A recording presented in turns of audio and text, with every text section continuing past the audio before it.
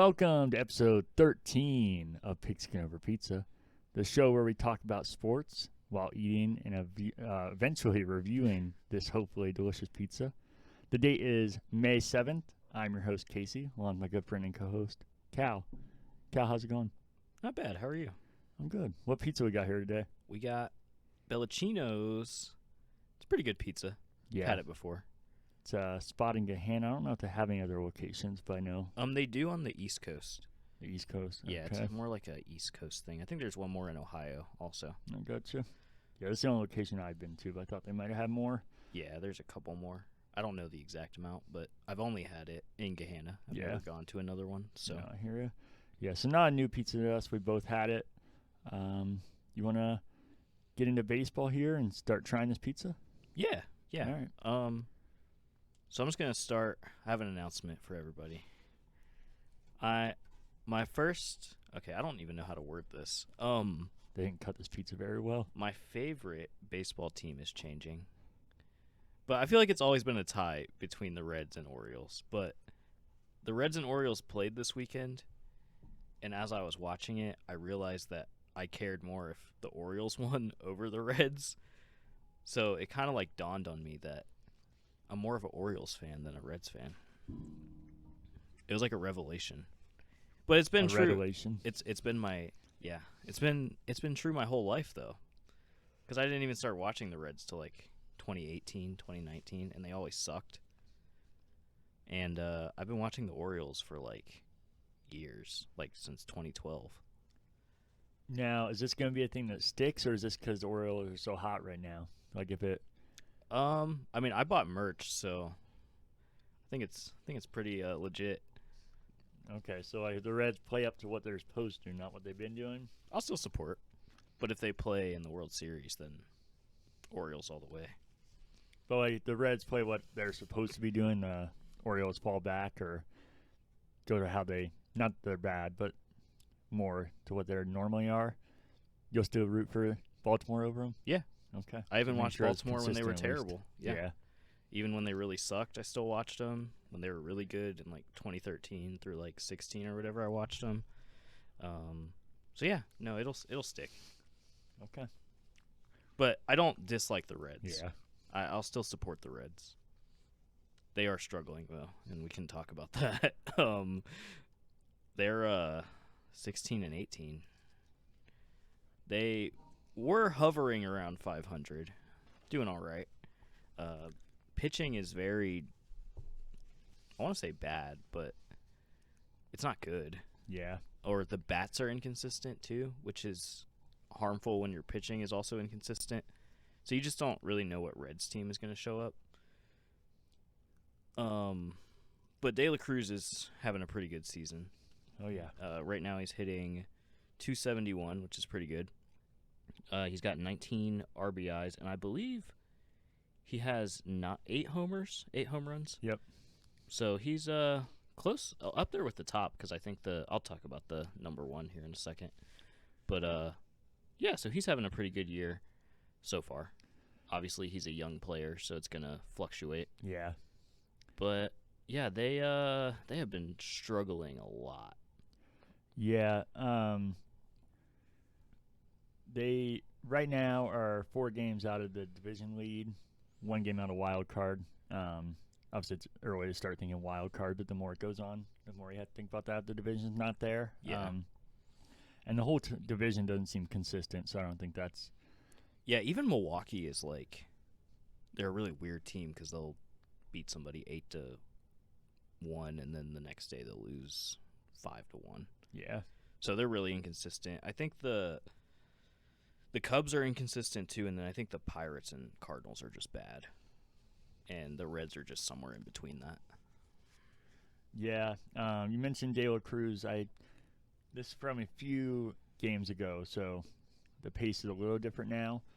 But he was on pace for 47 home runs, 101 stolen bases, 155 runs, and 122 RBIs. It's obviously not you can't sustain that even if he doesn't have a ton of up and downs, which is expected with a young player. it's just not sustainable to have that kind of season. I mean, I hope it is, but I don't think that's realistic expectations. I'd say he has slumps occasionally where he'll go like 1 for 28 and then he'll go 14 for 28 Yeah. the next. So it's going to be up and down. I think just the whole Reds team is up and down because they have a lot of sophomore players.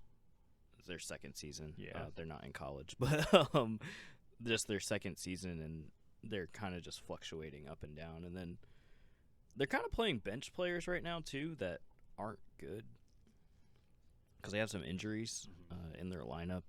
So, like Nick Martini and guys like that aren't going to be superstars, and they slump, and then they play good, and then they slump again, and it's just up and down. Yeah. But some of the younger pitchers are playing well, and then other games they don't play well, and they really got smacked by the Orioles. Yeah. Like, they were not ready for that. Yeah. What do you think? This will lead into something, but what do you think season-wide for the Reds? I think they're going to hover around 500 the whole year. I don't think they're going to make the playoffs. That could change, obviously. They could win 10 in a row, and then things could change. But if they play like this the whole year, I could see them going 500 or less. But obviously that could change. I was just wondering, because I know we talked last episode, which a little bit ago now, because we didn't do this on schedule like we planned, so hope we get back to that. But I know you said you think for the first couple months, as long as you're hovering around there, then you're okay. So I was going to say they're right around what you were thinking as far as being able to stay in it. Obviously, you got to jump out of that at some point. But yeah, at some point you just have to, like, if they just put like 5 wins together and just they're 21 and 18, and then you're above 500, and then you just have room to slump is the thing. Like, yeah, you don't want to lose like 10 in a row, and then, you know, if they lose 10 in a row, you're 16 and 28, and then you're kind of playing yourself out of that. Yeah. Because, like, you look at the bad teams in the league, like the Marlins or the White Sox, and then the Rockies, they're all like 8 and 27 or 10 and 27, and even if they won 5 in a row, they're still 12 games below 500. So it's kind of, I think you have to hover around that. Yeah. But yeah, I think that I mean, the division's up for grabs. Like, Milwaukee's not like just guaranteed the division this year. I think it's going to be a back and forth type thing. But the Reds have issues with beating Milwaukee, so I feel like they can never beat Milwaukee. Yeah. Like, even last year, there were plenty of times where it was like, oh, the Reds, I think they were first in the division at one point, and then they play a series against Milwaukee, and then they lose all of them. And Yeah. then it doesn't matter. But they could get a wild card. It's crazy, though. The Phillies are killing it right now. Or they have been keeping track here and there. I got the MLB TV pass thing. Can't watch the Reds, except if I'm at work I can watch the Reds because the address for the computer is like Wisconsin or something. Oh. So I can watch the Reds at work. But at home I cannot. So I just watch pretty much everybody but the Reds. Yeah, I have that as well, but the Reds are the only team I really care about. I like the Marlins and Nationals in my secondary teams, but I like them in the way I check on them here and there, or if the Reds are out of it, then watch them. But both of them are about as miserable as can be, and they're in the Phillies division, so even less reason for me to pay attention to the Phillies. Yeah. Because that's just hurting both of them. But yeah, they're playing really well. They actually have the best record in baseball right now. They swept the Giants this past weekend. And Bryce Harper's killing it like normal. Yeah. I actually got to see Bryce Harper when he was in the minor leagues. Oh, yeah? Back in the day. I was probably like 9 years old. Yeah, I think it was the Double-A team for the Nationals, but he got called up so fast. Like, I saw him play like 2 games, and then my grandma was like, yeah, you need to pay attention to him because he's going to be in the majors, and it was like 2 years later that he was playing for the Nationals. But yeah, he hit like a 3-run bomb yesterday, and it was awesome. And then the night before he hit one, and I was like, yeah, he's just good. And you look at his stats, and a lot of people aren't talking about him because he's hitting like 370 probably, Mm-hmm. and he's not like Ohtani, who's out here hitting 370, but he's catching fire, and the Phillies overall are just on fire right now. So they're kind of fun to watch. The Orioles are 23-11, so they're playing really well, and they beat the Yankees up last week. I think they won 3 out of 4 against the Yankees, which I feel like the Yankees every year are kind of disappointing. I hate betting on the Yankees because every time I bet on the Yankees, it fails, so I just don't bet on the Yankees. It's always a disappointment for me. No, I hear you. You're like, oh, they're playing the Marlins. They should beat them. And then they lose like 10-5, and it's like, what the heck happened? So the Yankees I don't trust, but the Orioles I think will win that division. Unless the Yankees – I mean, I guess the Yankees' record isn't bad right now, though. Yeah, I was going to say, you think they'll sustain it? Because the Yankees are only 1 game behind right now. And the Red Sox are probably my most hated team in baseball, but they're only 4.5 out, which is a decent amount. But kind of crazy. I didn't expect the Red Sox to do anything this year. Yeah, hopefully they won't. Hopefully by the end of it, they'll be 100 back. Yeah. I mean, maybe. The Yankees have all the potential. I don't trust them at all. That's my issue. Yeah. And they're kind of annoying. Yeah. We'll have to do our hatred series sometimes. The Yankees would be high up there for me. I think they become less annoying to me. The reason the Red Sox are my most hated team, I hate all Boston teams, but the thing I really hate about them is that the Red Sox fans like to act like they're an underdog and nobody sees it coming when they have like every year top 5 payroll, but they're not the Yankees. I'm like, you're comparing yourself to everybody knows like the fucking highest spending team in sports history of all time. You're not an underdog. You're like 10 times. You're like you could buy, or you're the amount of 10 payrolls of other MLB teams combined. You're not some underdog here, and so that's what I feel like makes it a little easier for me to not hate the Yankees as much. But I still don't like them, and I've always liked Aaron Boone since he was a Red, and hopefully the Yankees can always keep the Red Sox down as long as the umpires don't keep ejecting Aaron Boone for fans yelling. Yeah. I'm sure you saw that, right? Yeah. It's crazy. Can we talk about umpires calling ball strikes a lot? Yeah. There was one last week. It was probably like 6 inches off the plate to the left. He called this guy out, and I was like, are you kidding me right now? And the player's just walking to first base. Yeah, I've seen a lot of them. And I'm like, what the heck? What is that? Yeah. And it happens so often. Like, I think like 2 inches off the plate is fine. I think that's like typically what you're, as an umpire, if it's close, you can call it. Mm-hmm. But if it's that far off the plate or it's like super low and all these like weird, like it's terrible. It's ridiculous sometimes. Oh, no, I'm with you.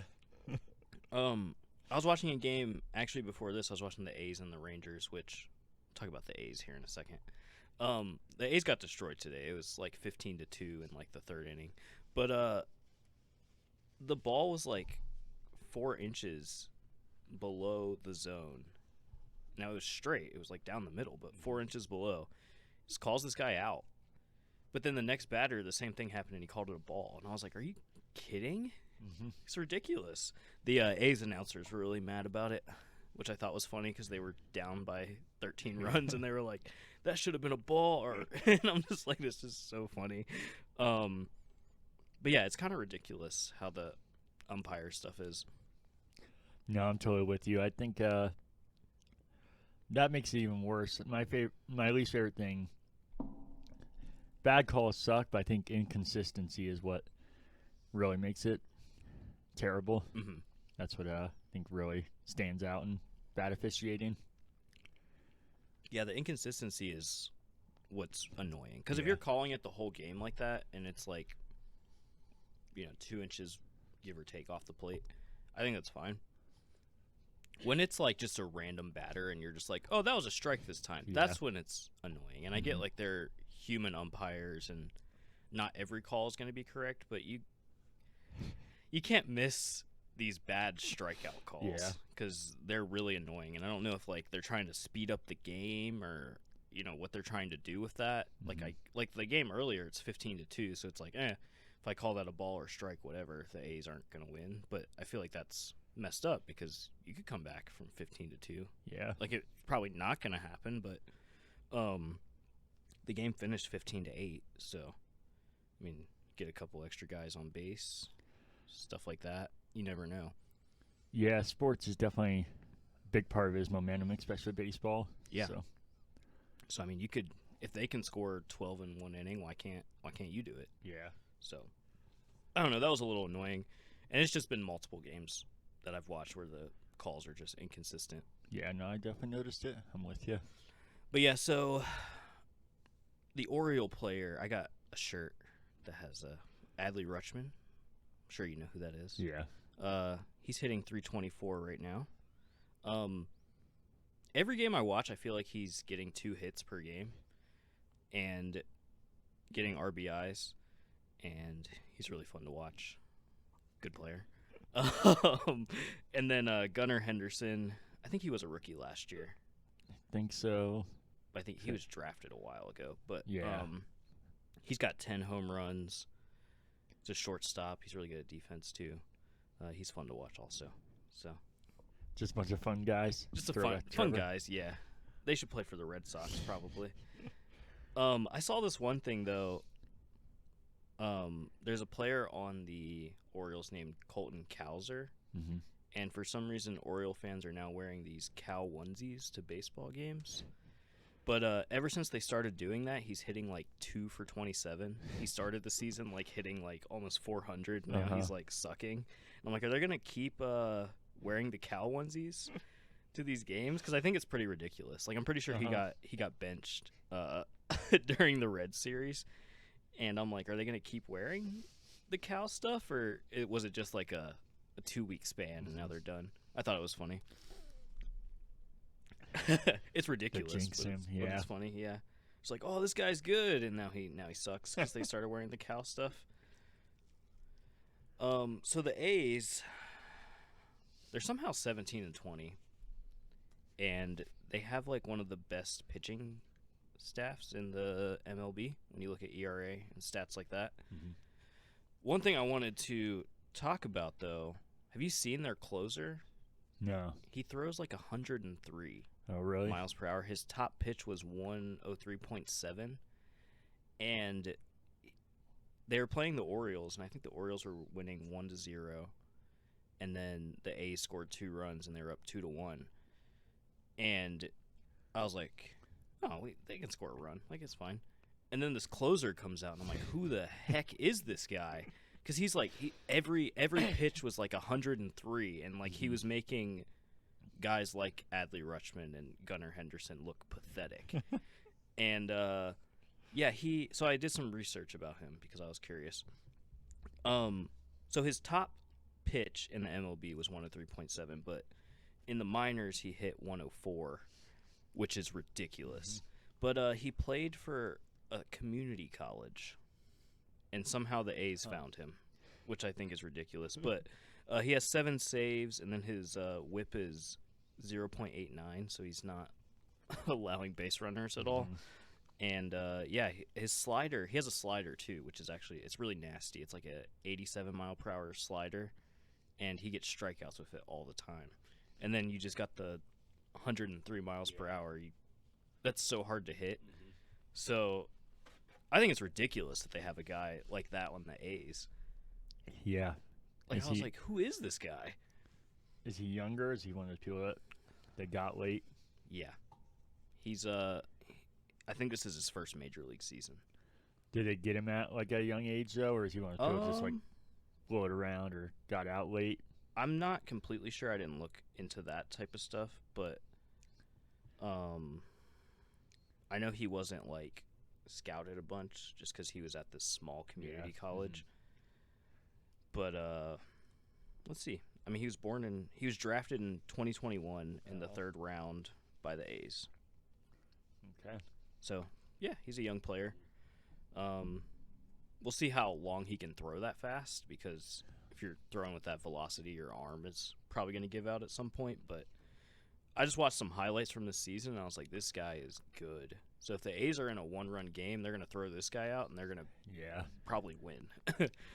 It'll help that he's a closer. I mean, that hasn't stopped pitchers from losing or getting hurt, but that'll definitely help post to a starter that's throwing for 6 innings or something. Right.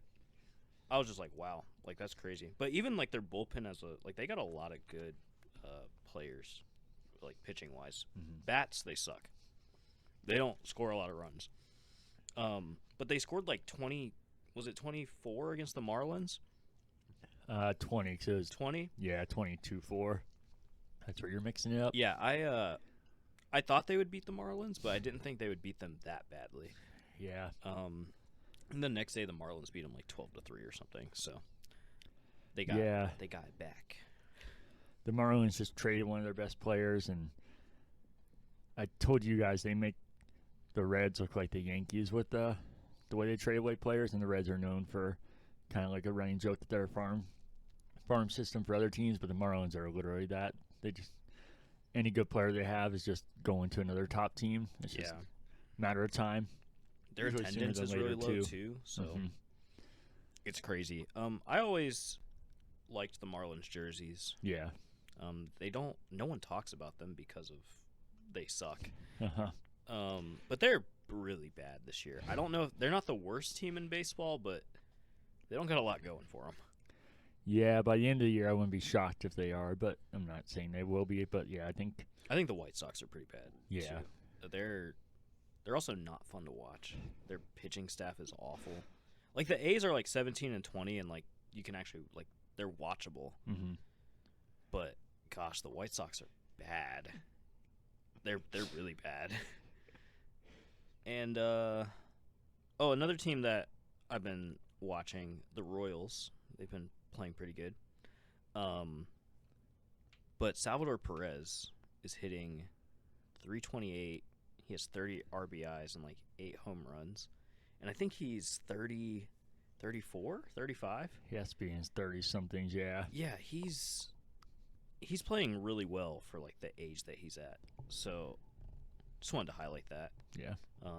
The Royals, I don't know if they're actually legit, but they're starting out pretty well, so we'll see. And then Bobby Witt Jr. is really good. He's hitting .314, has 19 RBIs, only 4 home runs, but it seems like he's always on base. He's always getting on base, whether he's getting walked or he's getting a single. He's just always there. And then they got Perez hitting cleanup, and he's just killing it right now. So, this Mike Trout is injured again. Yep. And I'm not shocked because I feel like every year he's hurt. But he was leading the league in home runs before he was hurt. He had 10 home runs. He definitely would have had probably another one by now if he wasn't injured. Sure. Yeah. But the Angels are now 12-23. And they started out, they were like hovering around 500, but now they're kind of, losing a bunch. Yeah. And now they don't have Trout. So I feel like Trout was their offense this year. I don't think a lot of their other guys are really players like that. So I'm just like curious, like Trout's contract is ridiculous. It's like 9 years and like maybe 8 years are left on it, but it was like a 10-year contract. Do they trade him? Like, what's the option there? Because he's always hurt. They got rid of Ohtani, and they got rid of all those pieces that they were probably trying to win a championship with, and they never even got to the playoffs.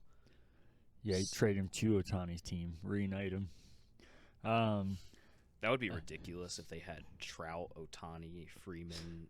Like their roster is stacked. Yeah.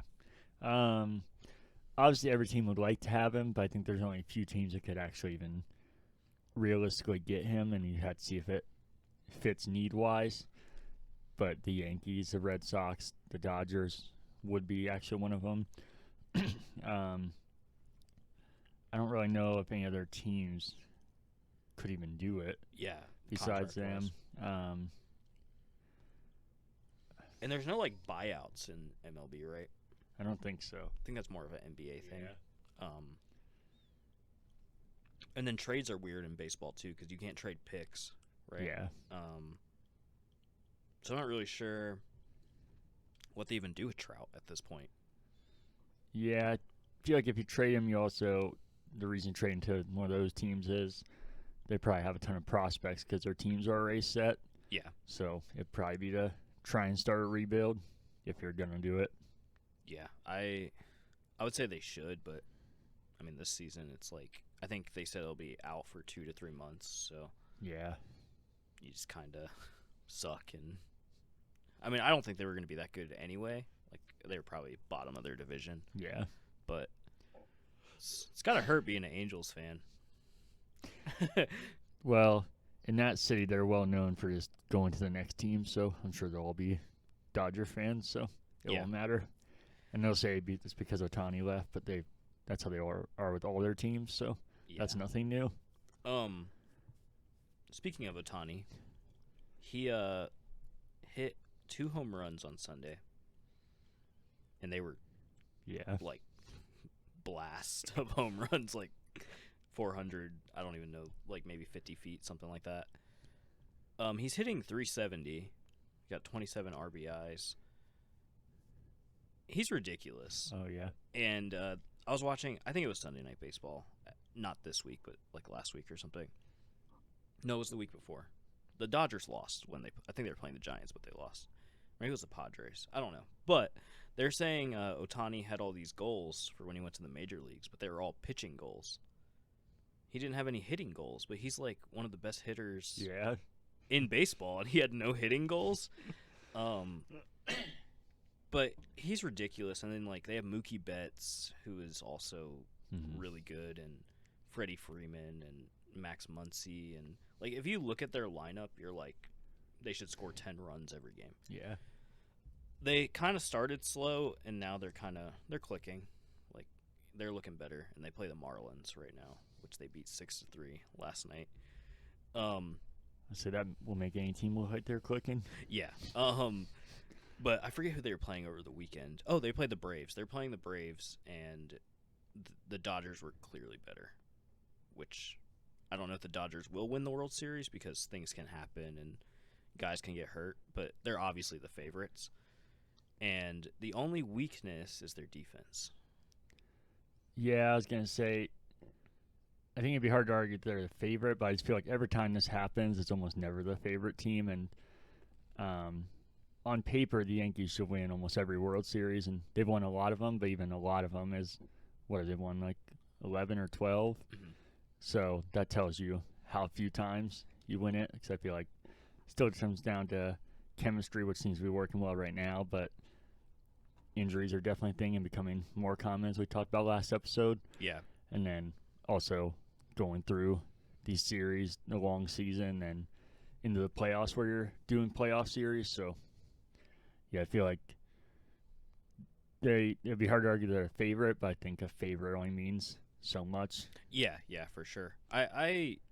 Otani's fun to watch, though. Yeah. He's good. He's a good baseball player. So is Mookie Betts. Yeah. They're both really good. It's ironic that you said Otani and then Betts right after. Don't bet on Betts, though. Otani don't make bets and say it's other people either. Another point, Jan Momoto, their pitcher that they signed, he's good. He's actually really good. He was struggling a little bit, I think, his first outing, but he throws strikeouts and he throws strikes, and he's fun to watch. So, interesting that he came from, like, was it the Japanese, like, league? It's like the Onyx Buffaloes or something. I know it's Japan, but I don't know what league. But yeah, he's played baseball for a while. He's a young guy though, but he's played baseball for a while, and he's fun to watch. He's pitching tonight, so usually anytime he's pitching, I try to watch the Dodgers because I think he's fun to watch. Yeah, I think that's all I got as far as baseball. I don't know if you had any other stuff, but just kind of some. I've been trying to pay attention to the whole league, just so I'm not like just fixated on one team. No, I hear you. There's a lot of good teams to watch, good baseball being played. Yeah, That's definitely more what I used to. It's ironic. It's kind of the opposite for me now. Um, Partly because I used to be able to watch every Reds game, so it sucks that can't do that now. And that made me excited to watch other stuff. Like I said, the other two that I'd be most likely to watch are not doing well. I guess the Nationals stepped up to 500, but so they played well recently. But Yeah, they're overall, okay. They kind of have an inconsistent team as well, which yeah, I think a lot of teams are like that now. They're kind of, and then some are like propelling above, but you never know. yeah. The only other two things I would say is the Reds are in the fifth inning right now, down 2-0. So, It's unfortunate. yeah, with that score, you should. That late in the game and allowing that few runs, you probably should have a lead. So we'll see if the offense steps it up. And I then, bet them tonight too. did you? Plus 110. I don't even want to talk about it because it's so depressing to see it. But the guards, as the kids call them, are 23-12. Are they going to sustain this? I didn't look at their roster too well, but I don't feel like anybody expected this. I don't know Not at all. who's doing it. Jose Ramirez and Yeah. Josh Naylor are like killing it right now. Mm-hmm. But I don't know how they're that good. Yeah, I really hope they're not this good. Especially if it's going to be extra depressing on a year that the Reds have so much potential and fucking Cleveland is the one that does it. If the Reds don't turn it around. Yeah, because they're first in the Central, right? Yep. The Central's kind of a... They get to play the White Sox a lot, though. So Yeah. that benefits anybody. Yeah, what was it? And the Twins. Who else is in the Twins, White Sox, Royals, Yeah, and Tigers. Tigers are kind of a weird team this year. Yeah. Yeah, let's see. Last year, the Reds were third in their division and 10 games out of first. I remember talking about this, I think, with Derek on here maybe. But if they were in Cleveland's division, they would have been in second place, and they would have been 4 games out of first place. So, and that's if you literally just swap them. But obviously, if you're doing that, you're switching schedules, so you're probably a lot closer than that too, or ahead. So because the White Sox sucked last year, and then the Twins are like they're the Twins, yeah, and the Tigers sucked last year. So yeah, if you swap them, the Reds are probably in the playoffs. Yeah, and 3 of the 5 teams in the Reds divisions were over 500 last year, including the Reds, and then the Pirates were only 10 games under 500. So you're also playing some of the hardest opponents in the. So yeah, I think the Reds it's unfortunate. division is kind of overlooked. It's a tough division sometimes. Yeah. Obviously the NL West is what takes all the attention, just because they got Padres, Giants, Rockies. Yeah. But even I think the Dodgers are like the only team with a winning record in that division right now. For this year, because the Diamondbacks are struggling, and the Padres, they might be like a game above 500. See, I thought the Padres were. I still want another right at 500. Yeah, 19. And then the Rockies, they just suck. So Yeah. And like I said, I don't care really about them or the Nuggets, but that'd be the next team that I would potentially care about in baseball. So yeah, that's why it's all around. It's like and the not Rockies really. have never won a World Series. Nope. They haven't been to one. I think they went to one. No, that could have been that year. Let's see. They might not have been at all. I was going to say a year, though, but that wouldn't have been right. I feel like they got some fun guys on their team. Yeah.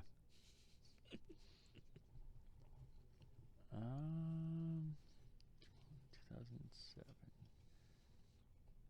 The 07 World Series they went to, but got swept by the fucking Red Sox. That's rough. Yeah. And the Red Sox. Huh. See, I thought they'd been one. I thought it was longer than that, though. I was thinking 90s for some reason. What is with baseball and naming teams after socks? There's 2 of them. What other sport has names after socks?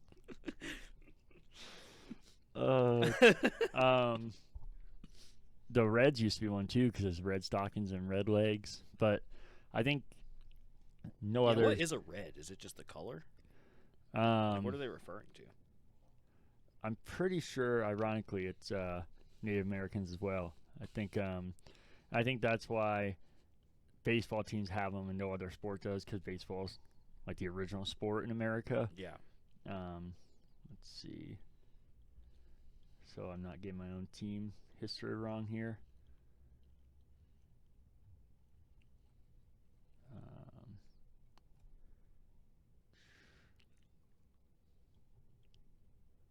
All right, we'll have to come back to Red Leg is bringing up so much shit on here that I don't want to take up our whole podcast. We'll get back to that. We can talk about it next episode. Yeah.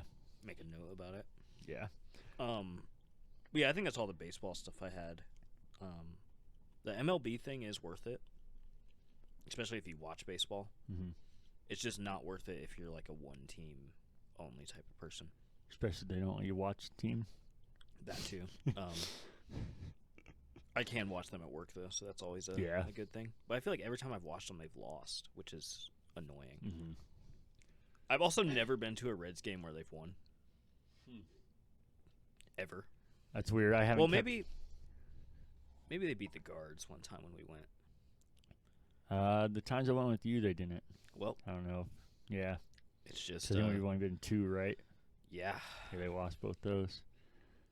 They beat Cleveland, not all the time, but like I would say it's like half and half. It seems like so. Yeah, they play them twice this year. One series so. at home and one in the great city of Cleveland. If you want to call it that. All right, should we get to hockey? Yeah, let's talk about hockey. The only thing I have is the Bruins won their series. Your least favorite team, probably?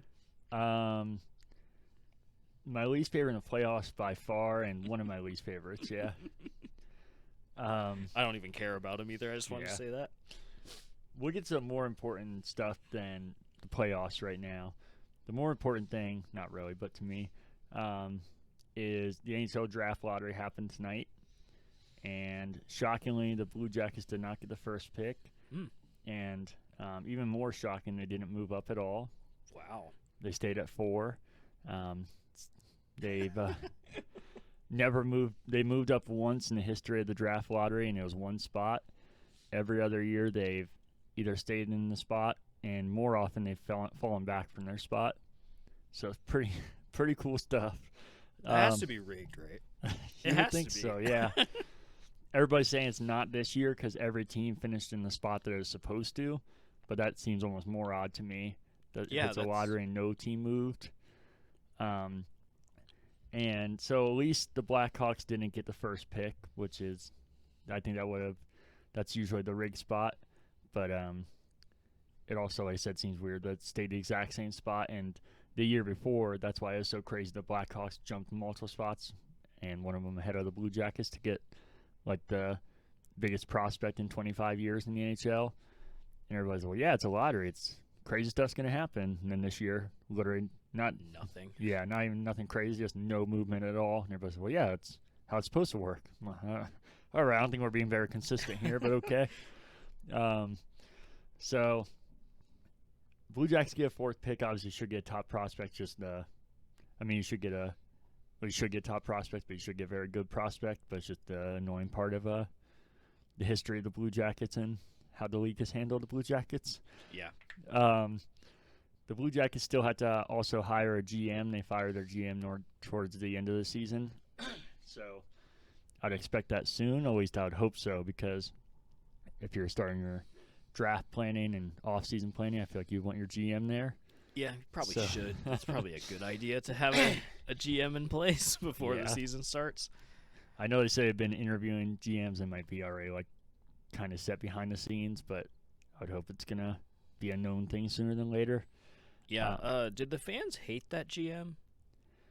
Or am I thinking of somebody else? They definitely did. I think it was a bit of an overreaction. He had been there for 12 seasons, and the Blue Jackets obviously have not competed the way they should. But in his time, I should have pulled it up, but I think they made the playoffs in 5 of those years, which you would normally say it's a failure. But for a team like the Blue Jackets, have been in the playoffs 2 of their 2 years in their history besides that. Yeah. I'd say it's pretty successful. And the Blue Jackets, like I said, have the top prospect pool in the league and then the youngest team in the league. I don't think that that just came from nowhere. So I feel like people overreact a little bit as they do in sports and don't acknowledge what he has done just because the frustrations of what is right now. Yeah, it's always recency Yeah. versus the whole thing. Because it was like that, different sport, but Marvin Lewis with the Bengals. Mm-hmm. Everyone really hated him at the end, but when the Bengals were winning, it was like, oh, Marvin's such a great coach. And then Yeah. it kind of just turned into this, Marvin sucks. Yeah. But he actually did a lot for the Bengals as far as, like, they were in the gutter, Yeah. like, the whole 90s. And then Marvin Lewis comes in and they actually go to the playoffs and at least appear competitive. Yeah. So, it's always the recency thing. Because even at the end, I was kind of like, I want Marvin Lewis gone. I didn't hate him, though. Some fans were, like, hateful towards that guy. Yeah. But I did want him gone just because I felt like he didn't have the energy anymore. Yeah, I think here you can make a case for that. I think he definitely had the energy, not that, but the case that it's been so long, maybe a change. I think that's an argument that could at least happen. But yeah, what you're talking about, I think, is the extreme reaction, but also seemed to be the common. Not like you find a random person that's screaming it. It seemed to be the common narrative, which I thought was crazy for a team that has a history of the Blue Jackets and how he succeeded here. And a lot of the trades that he made that were very risky and questionable, most of them turned out well, which is, I think, a very hard thing to accomplish as a GM. So, yeah, I don't think he got enough credit for what he did. Yeah. So, we'll see what happens there. Like you said, the playoffs are going on now. We're into round 2.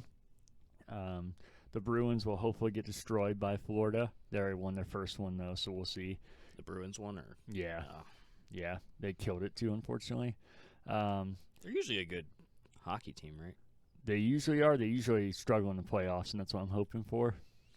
Hoping for a knockout here. Then you have the Rangers versus the Hurricanes. The Rangers won their first. The Hurricanes are the team I'm rooting for in the East in this conference. Carolina? Yeah. Hurricanes? Yep. What state is the Rangers? New York. Oh. Yeah, one of the 2 teams there. The Rangers already won their first one, and they're definitely the favorite to win, so I'm hoping the Hurricanes take that. In the West, you have Vancouver and Edmonton playing each other, both Canadian teams. So one Canadian team is at least going to make it to the conference finals, and hopefully not to the Stanley Cup, because it's been hilariously long time since a Canadian team has won a Stanley Cup. Which, to be fair, there's a lot less Canadian teams. Yeah. But it's still very funny because it's a Canadian sport. But yet, an American team wins every year. So I want that trend to continue. But it's getting risky this year because, like I said, by default, there are at least one series from the Stanley Cup by default. Mm-hmm. And then the most important series left, Dallas versus Colorado. So Colorado. Yeah, bingo. The Avalanche are by far my second favorite team. They were actually my team before the Blue Jackets came here. I grew up an Avalanche fan. So Blue Jackets is my team by far. Like when they play each other, I don't care if the Avalanche lose by 10, but when the Blue Jackets aren't playing, the Avalanche are my team. Yeah. They won the Stanley Cup last year, so be quite a task to do back-to-back, especially a lot of people say the Stanley Cup is one of the hardest, or the hardest trophy to win, so doing back-to-back would be insane. So I don't think it's really fair to expect it, but I feel like I'm kind of expecting it because the Avalanche have such a crazy-ass team built and built for a long time. So hoping for the Avalanche versus the Hurricane, but we'll see what happens there. It's too, like, natural. I guess an avalanche isn't a natural disaster, but... No, it is, yeah. You're right. Yeah, yeah. 2 natural disasters Yep. facing off. Or we could have the Bruins, a Bear versus the Edmonton Oilers, and get some oil in there versus the Bears. It's a weird matchup. I was trying to think of what the funniest opposite of that. So I don't follow hockey, but the 2 teams that I like only because of their mascots are the Sharks Oh, okay. and the Ducks. Oh, okay. No, They both suck too. yeah, the Sharks got the number 1 pick tonight. If that tells you anything. Yeah, they always suck. So yeah, they got the 3rd or the fourth or second pick last year and the first pick this year. So unless they really screw it up, the next few years they should be very good. And the top pick this year is not anything like last year's. It was Connor Bedard. Like I said, he was supposed to be the top prospect in like the last 25 years, but there's still like a clear-cut number one that everybody knew about. So if they can't turn it around, it's gonna be kind of sad for them. Go Sharks. That's right. Yeah, the Blue Jackets are my team. Avalanche are secondary, and then I always kind of like the Hurricanes and Sharks. And I liked the Ducks until they abandoned the Mighty Ducks, and I was like, I don't really care, because I thought it was one of the coolest names and jerseys and everything. And then I really like their jerseys are cool now, but the older ones are so cool. Yeah, and Mighty Duck was. I feel like some people think it's corny in '90s, which it was, but I think it's also cool and different. Ducks is just so damn bland. Yeah. And so, especially from something so cool. Yeah. So, yeah, two of the teams I care about are still in it. The Hurricanes are technically now a Blue Jackets rival, so that one's a little weird. But to me, not even just kind of like them, I feel like that was always a forced rivalry because they didn't play each other a lot through the Blue Jackets' history, and they weren't in the same division until recently. So it seems like kind of just they're trying to force it, but to me it doesn't feel like a rivalry at all. The games never naturally feel more intense or like tons of fights or anything. So yeah, that's why that one doesn't really click for me like that. The only other thing I have is we talked about teams moving last week. The Arizona Coyotes are officially moving to Utah after 28 years in Arizona. Whoa. Yeah. I know I had a bit of a stronger opinion than you on this, but I feel like this should be a last resort in sports, and I think leagues and owners seem way too flippant to not try to fix these solutions. The owner in Arizona, I should have put his name down, but I watched the entire press conference with him and the commissioner, Gary Bettman. It was just so depressing to see. Like I said, I hate teams moving even if I don't like them. But Arizona, they've had issues with the arenas. They've been in multiple arenas, so I think that divides fans. And it was like a 35-minute difference between the arenas, so that's a very big difference as far as people, like a audience. Their original arena, people said for a 10-minute drive took an hour and a half because traffic got so bad.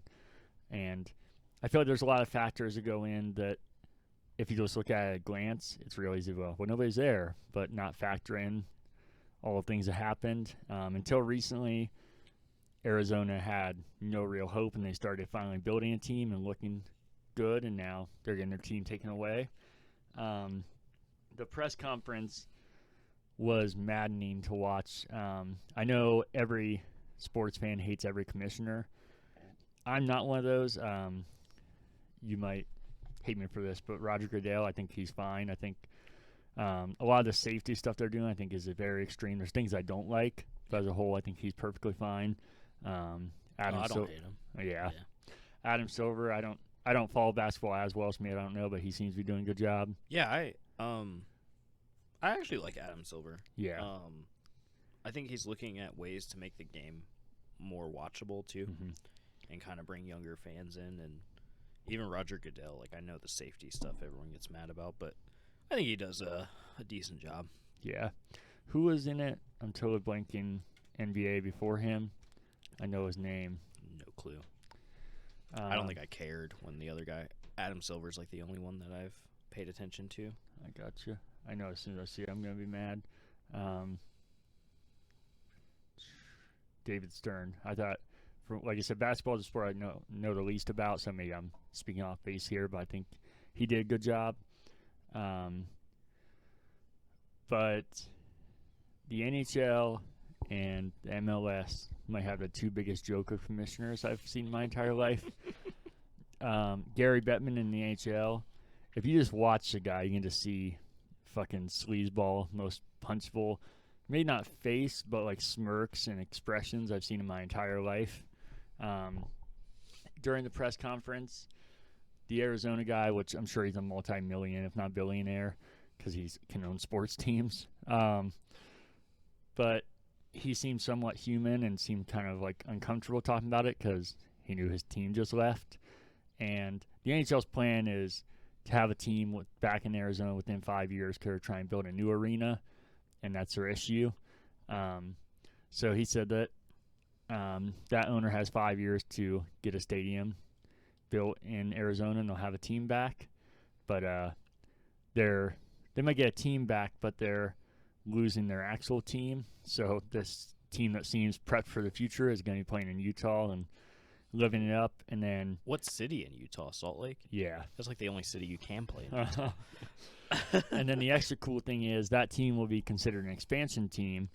So that's going to screw over the rest of the league again. That's why Seattle and Las Vegas are so good instantly, because they get pulled from every other team. So the Blue Jackets and every other team, the Blue Jackets had a history of getting extra screwed over on this. They're going to lose some of their top players.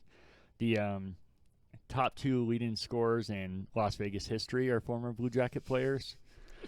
And yes, it's a little annoying when everybody's like, see, I mean, Las Vegas already won a Stanley Cup, and look at these players. The Blue Jackets can't do this. I'm like, those are literally Blue Jacket players that they would have still had. But here we are. But when the Arizona owner seemed reasonable and seemed uncomfortable talking about it, he was saying how, because the question was something like, I can't remember how the guy phrased it, but he was talking about how it made sense the team was moving with the struggles they've had and not being able to get an arena. And the owner said that's fair, but he's like, listen, I mean, the fans, they don't care about hearing that. They care about hearing, and then the commissioner grabbed his arm, and he's like, what he's saying is, like he's a baby, and he's like, and he's interrupted him and talked about how he doesn't need to explain that, and there's a reason the team's leaving, otherwise it'd still be in Arizona. And I can't do justice how condescending he was and how much of a douchebag he was, like a team's not losing, or a city's not losing their team. Yeah. And I watched videos of fans from the team having like breakdowns and talking about like mental breakdowns and talking about like going there with their dad that passed away and all this stuff. And I feel like obviously it has to be financial. I'm not saying people have emotions, so you have to keep a team there, and what a dying thing just happened. Yeah. But when it seems pretty clear that it's not the team, it's the situation, and you're just going to abandon it for whatever the hot new thing is, I think it's total bullshit. I will say, in this situation, I feel like I would hate Utah, but I also saw the other perspective of that, being like, well, Utah's just on the other end of it. There's obviously terrible fans that are like rooting for it to go away, but they're normal people that are just excited to have a team. I feel like I'm kind of just hating on the league, especially because I know if Arizona gets a team, that's going to screw over the rest of the league again.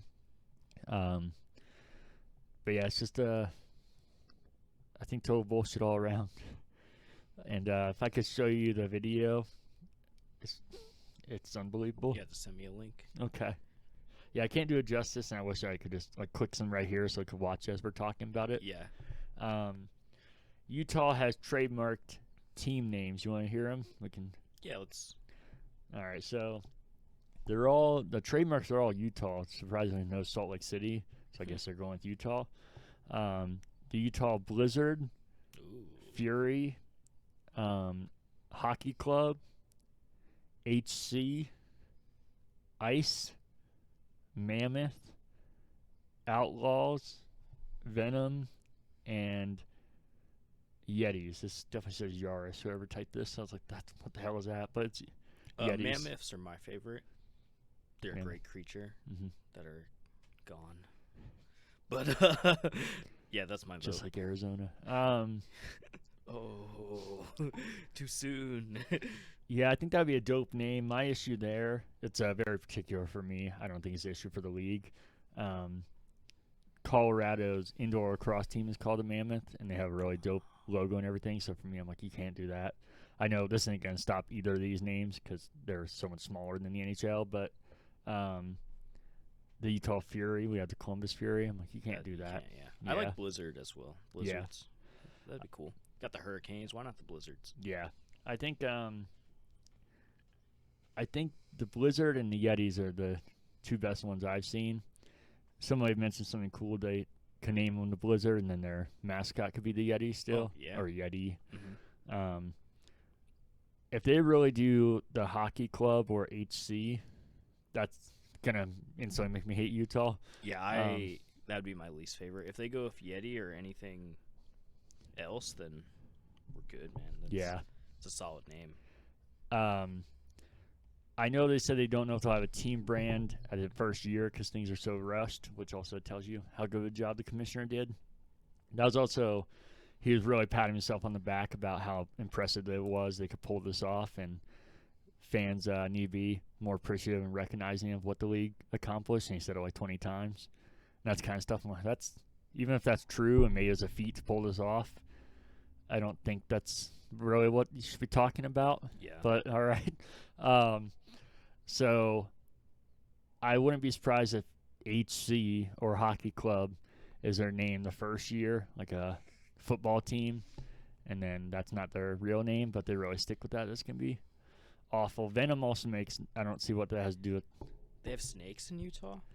They do, but I don't feel like that's like a known thing. Yeah. Oh, and the Outlaws, that's not bad, but that's ironically Colorado's outdoor lacrosse team. So I'm like, yeah, like you can't do that. Yeah. And then Utah Ice sounds good, but I feel like with hockey, that's not gonna work. And announcers talking about the ice, and I'm like, that the can't ice, do that. The ice is nice, and Yeah. the ice just scored. Like I don't know, like there's too much. Yeah, I don't like that. Yeah. Yetis, Blizzards, and Mammoths. That's my pick. Yeah. Damn. I had so much more saved when we were gonna record originally to really go off about Gary Bettman and hockey in general. So now I'm kind of spitting off my tongue here, but he fucking blows. The NHL, if I'm remembering right, has had 2 lockouts, like missing actual portions of the season, not lockout on the off season. Yeah. 1 year missing the whole year, 1 year missing part of a year. I think there might even been another one. And in that time frame, the MLS, the NFL, the NBA, all major sports, all major leagues haven't missed a game, and the NHL missed the entire series or entire season, and then portions of other seasons. And I think that should definitely be blamed on the commissioner. And it's hard to believe now, especially I know you're a little younger and you don't watch hockey, but the NHL was bigger than the NBA, is easily the third biggest sport. Mm-hmm. And it was regular. I know it's back on ESPN, but that was a normal thing, and it was always on their highlights, and it was a big thing. And then the lockout, a lot of people wonder what would even happen with the league or if it would come back. And it just totally killed the momentum and is behind NBA now. And I feel like when something is that strong and the leader does something impacted that much, I feel like that should definitely come down on the leader. Yeah. I think it's ridiculous that a lot of people don't even know hockey was that strong now because I had no idea. Yeah, it's nuts to think about. I can go deeper in that though in next episode maybe. You want to get into football? Oh yeah. So the NFL draft happened. It sure did. While we were off for 2 weeks. I don't know how long it was. 3 weeks. 3 weeks, I think. Yeah.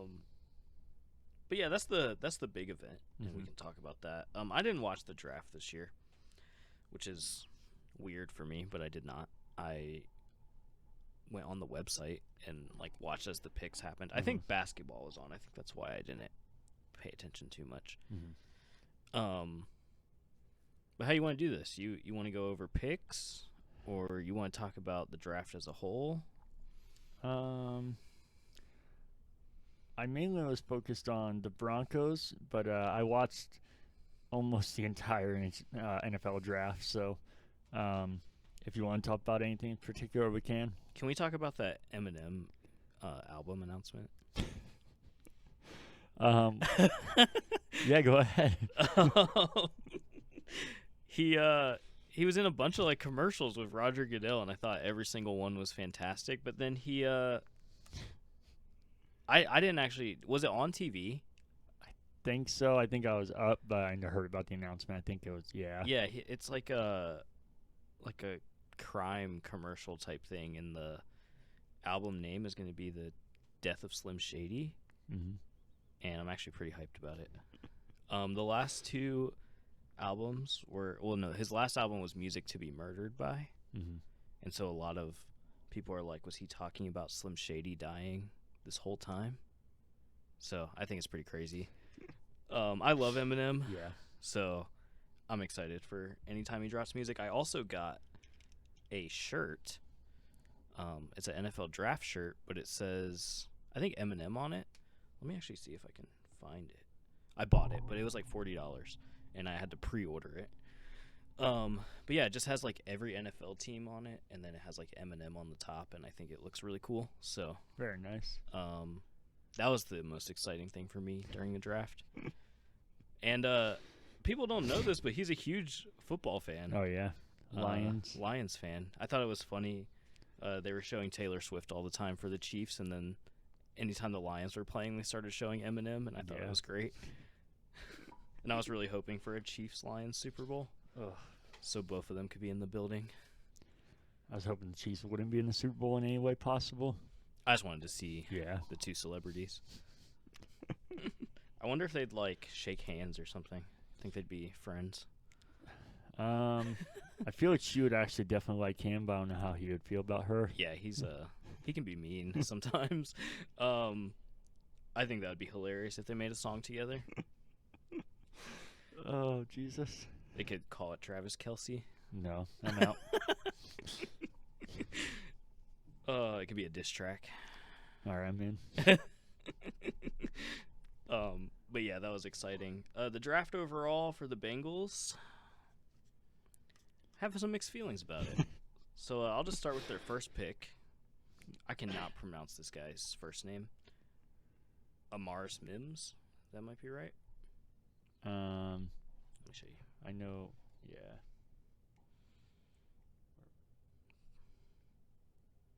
Think so. Yeah. I Mims. know who it is. We'll just call him Mims. Yeah. He's a Marvin tackle. Mims. He didn't actually play a lot in college. Definitely could be good, but I'm unsure because he's not really proven. Mm-hmm.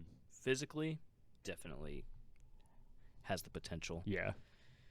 And I kind of wanted them to draft a receiver in the first round.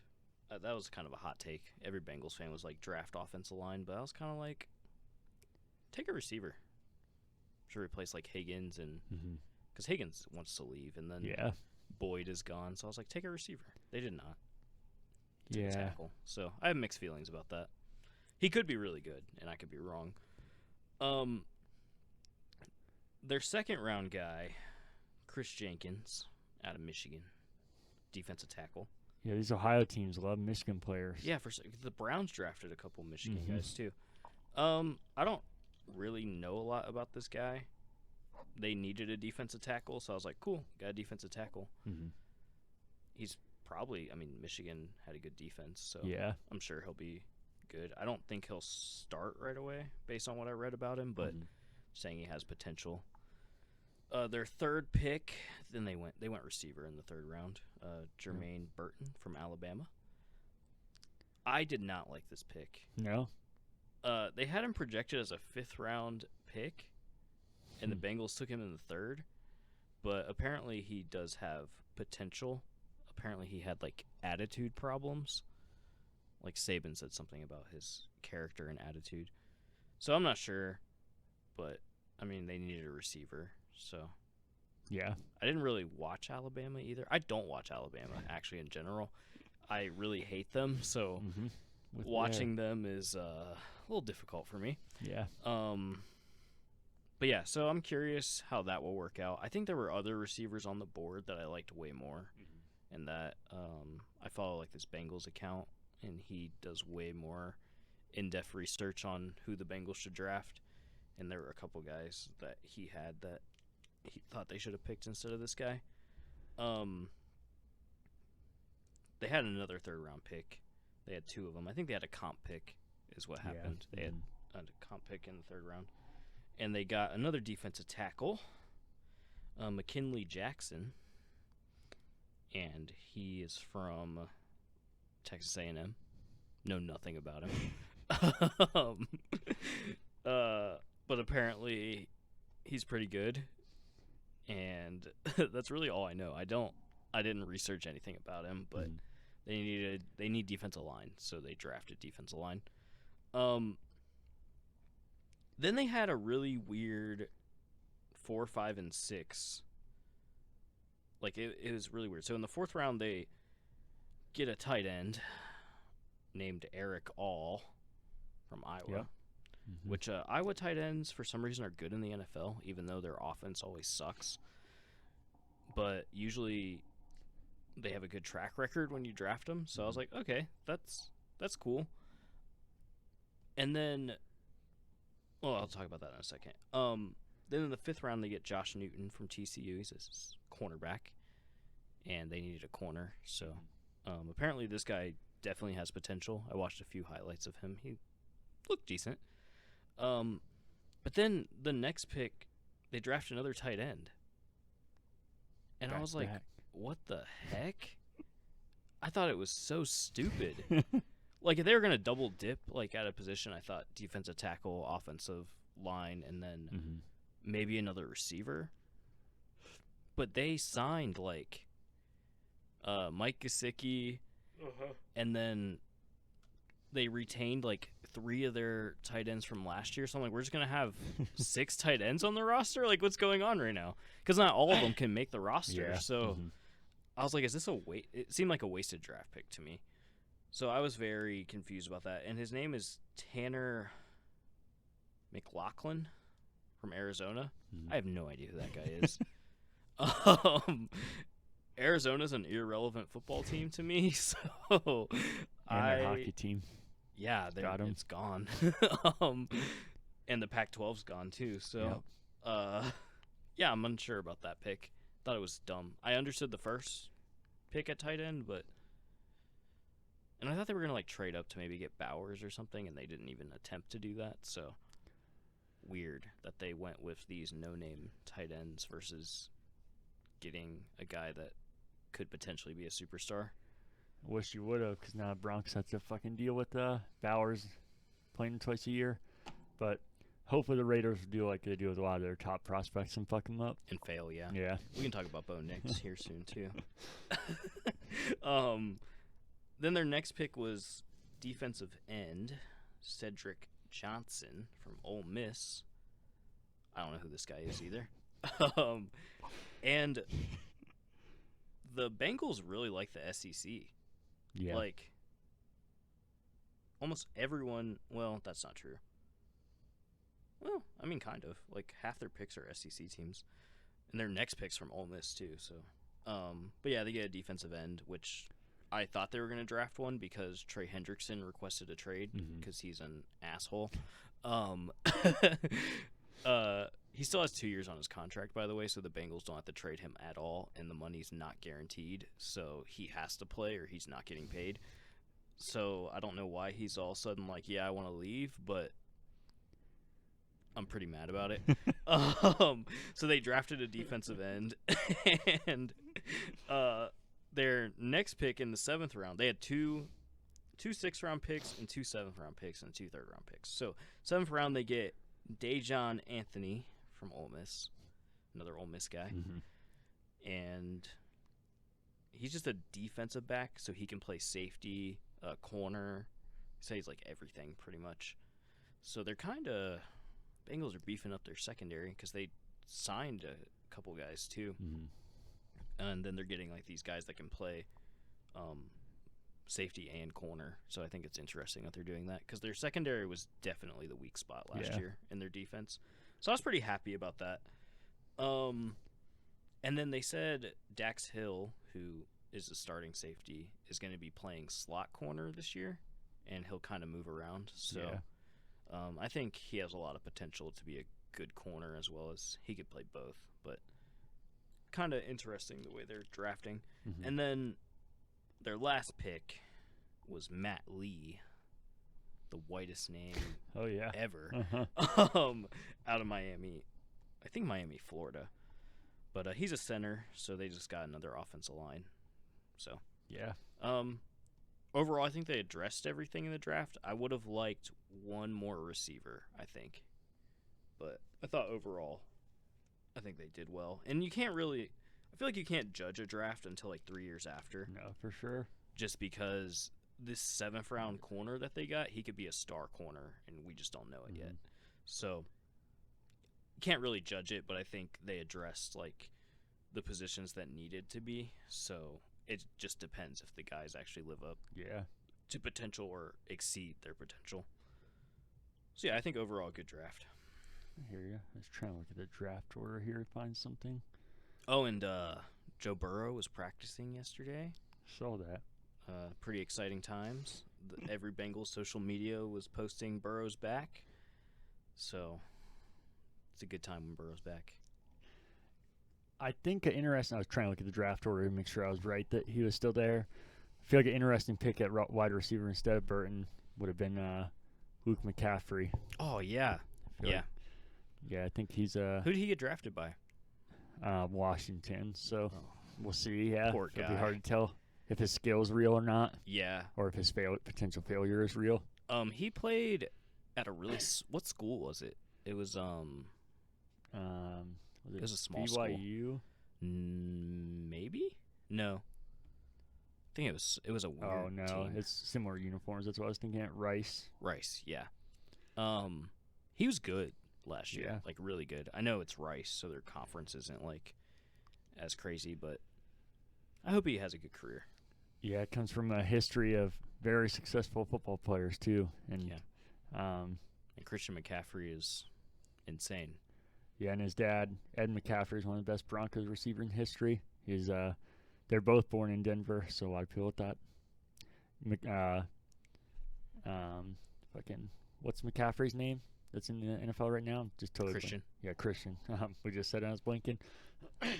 There's tons of pictures of him growing up in Broncos uniforms, and even when he was in college at Broncos games wearing Terrell Davis jerseys, and yeah, so And then he Awesome. went to San Fran. yep, Hey, Messed up. he's still a great player though. yeah. Thought they would. Not that I think Luke McCaffrey's going to be next to him, but I think especially in the 3rd round, I think he might be a steal. Like you said, we don't know I if think we'll that's- see it Yeah. with Washington, but I mean, he can play slot and outside, so Yeah. like you get a lot of benefits just for having him, even if he's just a number 2 receiver. I wish the Bengals would have drafted him. yeah, I thought that'd be interesting. Like I said, I wanted the Broncos to take him, but that was also just because I thought it'd be cool to have another McCaffrey again.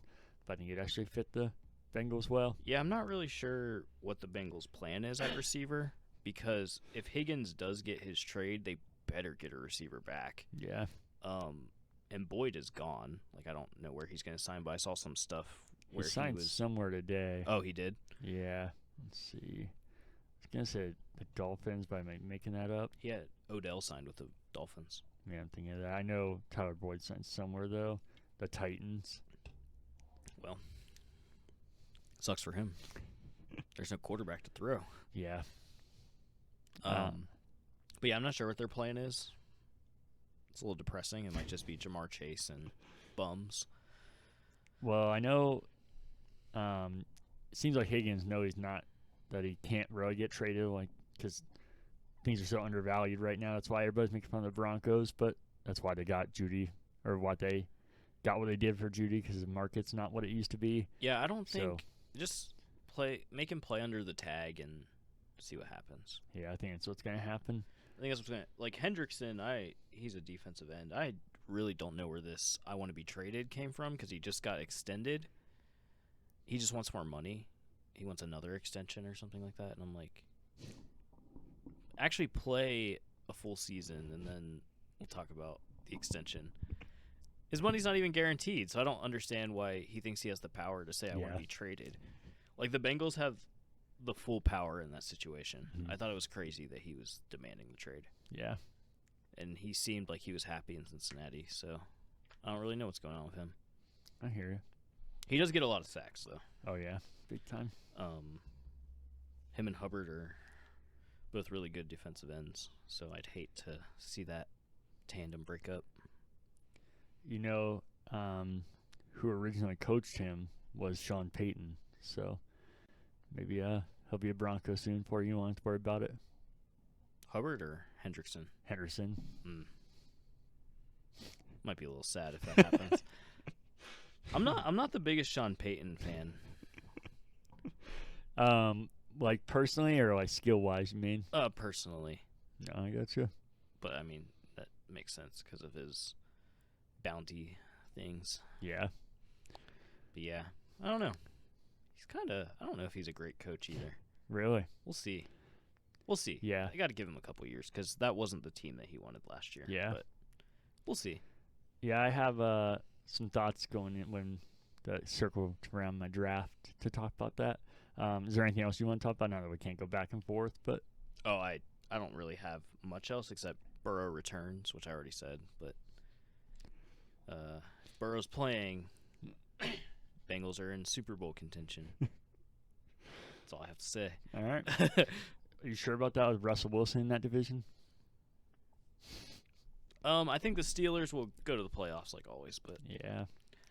I hope they at least beat the Browns twice. that's what we all hope is just everyone beats the Browns twice and they're 0-6 in the division. I think the Browns. I didn't even look at the Browns draft. I was watching all of it, but I don't remember. That doesn't mean it was bad. I know the Steelers draft was good. Like they drafted some good offensive linemen. And I was watching their picks, and I'm like, why can't we draft good offensive linemen? Because the Bengals just don't. I don't know what it is, but they don't draft offensive linemen very well. That's why Burrow's always hurt. Yeah. And why Dalton had 2 seconds to throw when he was playing for the Bengals. So it's really frustrating because looking at these Steelers picks, I'm like, why do they do it so well? Yeah. 'Cause I feel like the Steelers always have a good line. I mean, it hasn't been good the past couple years, but like typically they have good offensive lines and defensive lines. Yeah. I just want it to flip, you know? I hear you. Oh, man. So this probably be the longest portion of the podcast. I have a lot of catching up to do with the Broncos. So before the draft, I'm going to try and say my thoughts as they happened and evolved as well. The Broncos traded for Zach Wilson, which when I saw that, I was like, God damn it, no. Because I told you last podcast, every time one of these guys got signed or traded, I was like, all right, that's one less, not a Bronco.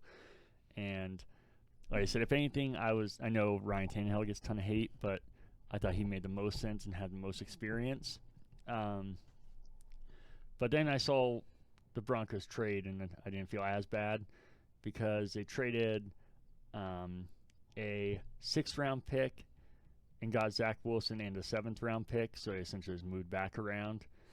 And then the Jets also kept half of his contract, so the Broncos are paying him like $4 million, which is pretty much a veteran minimum anyways. Yeah. So then I was like, well, I mean, it's kind of hard to argue that because you were almost not going to get any quarterback for that price anyways, and you have it set now. My only issue at this time, after I saw that, I was like, oh, well, I mean, I'm not like, they did it. But I was like, oh, no, I'm not really mad. My issue when I saw it was like, if this is their answer at quarterback, then I'm definitely still going to be upset. But if they're doing it either one because they're want somebody to play with the person they're drafting, then I'd be okay with it. Or 2, because they're worried they're not going to get a quarterback, and no matter what you think about Zach Wilson, you need more quarterbacks if you're not going to get somebody in the draft. So I was like, that worries me a bit. They might be thinking that. But if they're playing really as, like, intentionally, this is our guy, and we don't need to draft somebody, I was going to be real fucking pissed. So that was my thought on that, which evolves later as we get to the draft. Zach Wilson sucks. He definitely has, and I'm not going to try and sell it and think he's the answer. Like I said, that's why I would have been pissed if that was their answer at quarterback. I wonder if he's as bad as he looked, though. Not that I think he's going to be I think there's a reason they drafted quarterback so high. Yeah. But I think taking quarterback 2 to 3 years later that almost every team would have wanted, I feel like there's a reason he was drafted that high. There is. Then being somebody that's from a small town and a small city and a small team, going to the biggest spotlight and a place that's had a history of ruining quarterbacks and just the absolute spotlight, and then the controversy that came out with him because of his girlfriend. I don't know if that's true or not. You probably know what I'm talking about. Yeah. But it's hard to tell if that's true or just added to it.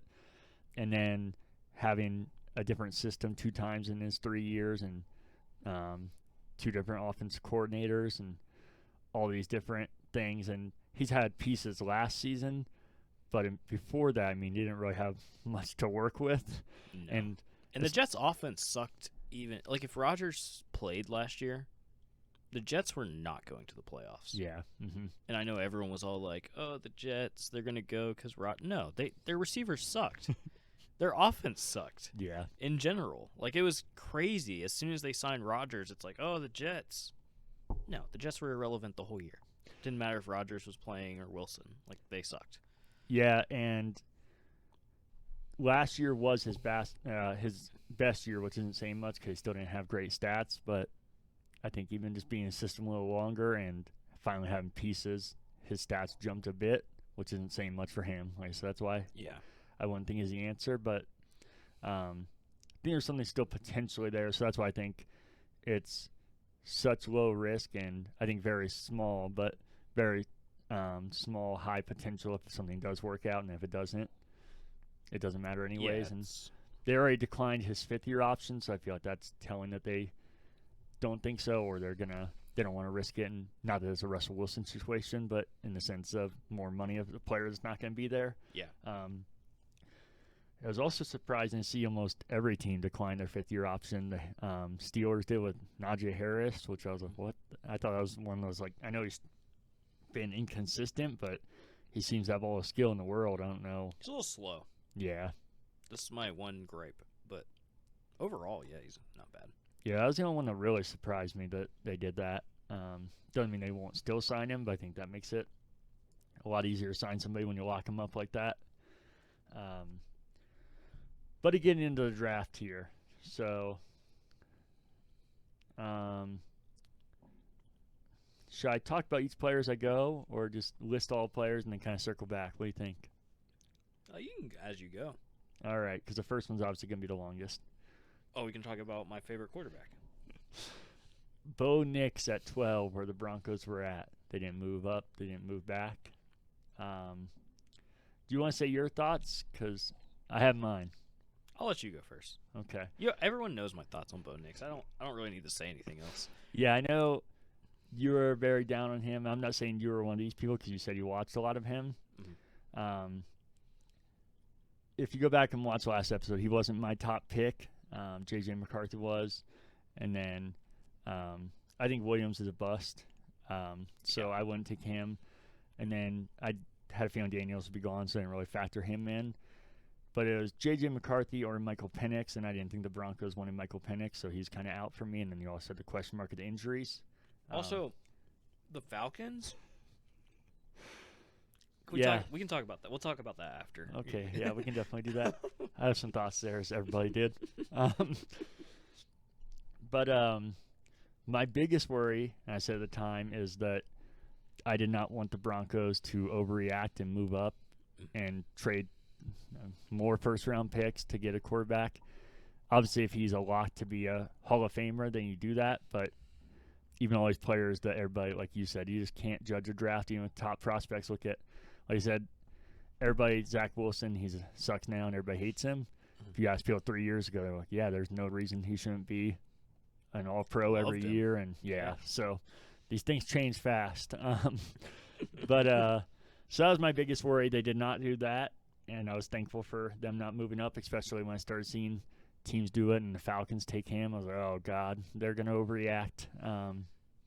And then the Vikings traded up to take J.J. McCarthy, I think going, 2 spots, so they didn't give up nearly as much. But they still gave up a couple fifth-round picks. But the point in saying that is that wasn't that much to move up. So that tells me the Broncos didn't want J.J. McCarthy, and that's why most wanted to not happen was the Broncos trading up for a quarterback or taking a quarterback they didn't want. And I know every team says they got the guy they want, but I think the Broncos, I feel like they actually did because, like I said, if you wanted J.J. McCarthy, you could have had him if you were willing to give up multiple fifth-round picks. That's nothing for a quarterback that you think is your future. Yeah. So I think that's who they actually wanted, which that's the part that gives me the most hope because he just clearly did not want Russell Wilson. And, yeah, I like Russell Wilson, but I was like, yeah, that's why it makes sense to move on because that's just a toxic situation waiting to happen. He didn't want him the whole time. But Bo Nix, I feel like I got caught up in because I didn't know much about him. I got caught up in everybody else's opinion. Like I said, I'm not talking specifically about you because you say you did watch a lot of him. But I feel like the majority of people, I can't imagine watching much Bo Nix and everybody knows he's a bust and he sucks. So I feel like majority of people are basing it off of everybody else's opinion, which doesn't tell you what the player is actually capable of or not capable of. Yeah. I think it's a weird way, real weird way to judge things. And I feel like I even got kind of caught up in that. I didn't think he sucked, but I was like, yeah, I don't know if I want Bo Nix. I was like, that's like the last big quarterback left. Would we be stuck with him? But then when I saw that seemed like that's a guy they wanted, gave me the most hope. And then once they drafted him, I tried looking into it because I was like, they got Bo Nix because I was hoping for J.J. McCarthy without having the knowledge of everything. Yeah. You might still feel different because I know you said you watched a lot, but the things I saw gave me a lot more hope. We'll get into here. Because I know his biggest criticism is they can't throw deep and he only throws short, and that's why his accuracy is so high, which I think is an odd complaint because everybody praises J.J. McCarthy, including me. Like I said, I would have taken him.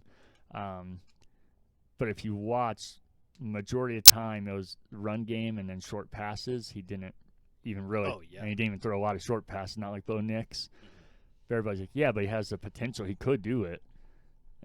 But Michigan just didn't have that kind of offense, which I think, yeah, maybe he can, and that's probably why people are thinking that.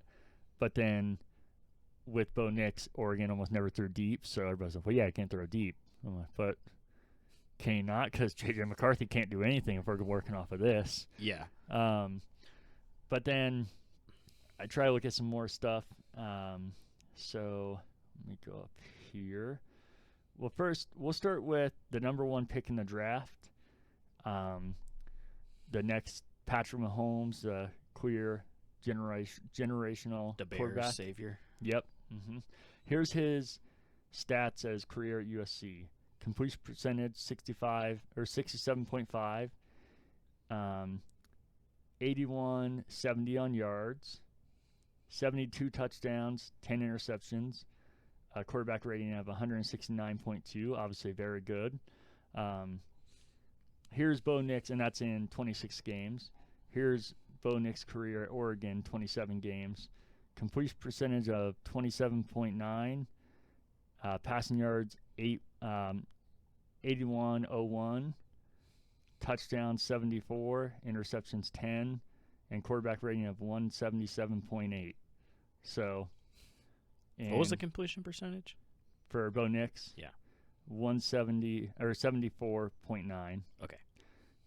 So every category except passing yards by 69, Nice. he has better than Caleb Williams. Mhm. And part of that you could say is skewed because he throws quick ones, but I think if you're not accurate quarterback, that also is going to lead to a lot more turnovers, and he has the same amount of turnovers. Especially if teams know you play like that, they're going to play press and then just pick the ball off every time. And I think the biggest argument, people will be like, well, yeah, he's not playing SEC or the Big Ten. He's playing Pac-12 teams, which breaking news, Caleb Williams was also playing Pac-12 teams. Yeah. So, and it's crazy to me that he beats him in every category except a little bit on passing yards, and they played a one game difference from each other. And then Bo Nix played for Auburn, though, correct? he did at the beginning of his career. Not a lot.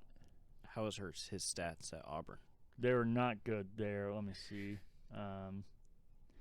But a lot of people are thinking his dad grew up there and is a legend, or his dad played there and is a legend. So people are thinking that his mindset was all fucked up because of it. Oh, and yeah, for sure. So he like over did everything there. 'Cause I think they beat Bama when he was there, though, right? I believe so. I mean, Auburn beats Bama randomly Yeah. all the time, but I mean, guess it's not even as bad as I thought, just not what those stats show. yeah. He had, let's see how many games that would be. 34 games at Auburn. He had, God, this website's terrible. Completion percentage of 59.4,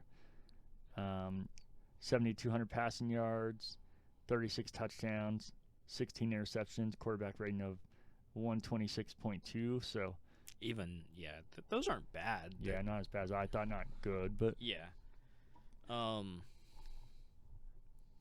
I think so. His stats are fine. I'm curious how his game will translate to the NFL. He could surprise me. He could be amazing. He could also really suck. So yeah, I think maybe he can throw deep, and they just didn't do that. We'll just see in that. mm-hmm. You don't have to throw deep to be a good quarterback. Yeah, that's something I was thinking about. And like, those are the most exciting plays. But I feel like even somebody like fucking Tom Brady, that was the most frustrating thing about him. He didn't have a lot of those plays. Is that No. he fucking threw 10 yards and it's just exhausting watching it and so boring. But you're like, if you're on the opposite end of that, obviously Patriot fans Yeah. love it. Or Peyton Manning could throw deep, but I even feel like if it wasn't available, he wasn't gonna force it. Yeah. And then Mahomes now, the Chiefs never throw deep because they can't, because their receivers suck. So they just drive up the field and score. So you don't have to throw deep. It's a weird thing to just judge on. I would I judged him on it too because I watched him, but I don't know. There was a game against Washington that was the most concerning because it seems like he didn't come to play when the moment was big. So that's my biggest concern. I think it's more like not even a concern, but is he a Super Bowl quarterback is the question. Because I think you want a guy that can win you a Super Bowl. And there's usually only, 6 to 10 guys that are quarterbacks that could probably get you a title. And then there's the rest of the league. So it's kind of like, can he win you a Super Bowl? Yeah. I mean, obviously that's what you want. And I think he could be that. I mean, if some of these things, they don't have to be exact. Obviously, if he's doing that, he's winning tons of Super Bowls. But yeah. But I think there's also, not that you hope for this or you draft this, but I feel like also if you look at a lot of quarterbacks, it's the opposite end of that, like Trent Dilfer and a lot of these quarterbacks that are very mediocre at best, but they're efficient or they do the right thing or don't do the wrong things. Joe Flacco. Yeah. His Super Bowl year was crazy. Yeah. He was just amazing that year. So you don't really have to be amazing your whole career. You just have to have a good season. Yeah. And then obviously you do have to throw. I mean, you don't have to throw downfield, but you're going to probably do that. So I also looked at when he did. When he threw for 0 to 9 yards, so obviously very short. That's short distance. His completion percentage was 95.5. When he threw over 9 yards, it only dropped to 82.2. And then when he threw over 20, it was 65%, which I think are all still. That's good. Yeah, very impressive. And then throwing, where was it? When he throws 10 or more yards, which isn't deep, but obviously that's also including a pass that goes 30, 40, whatever. He had 26 touchdowns to only 2 in interceptions. I almost said incompletions. That would just not be true at all. And he also had the least amount of, where is it?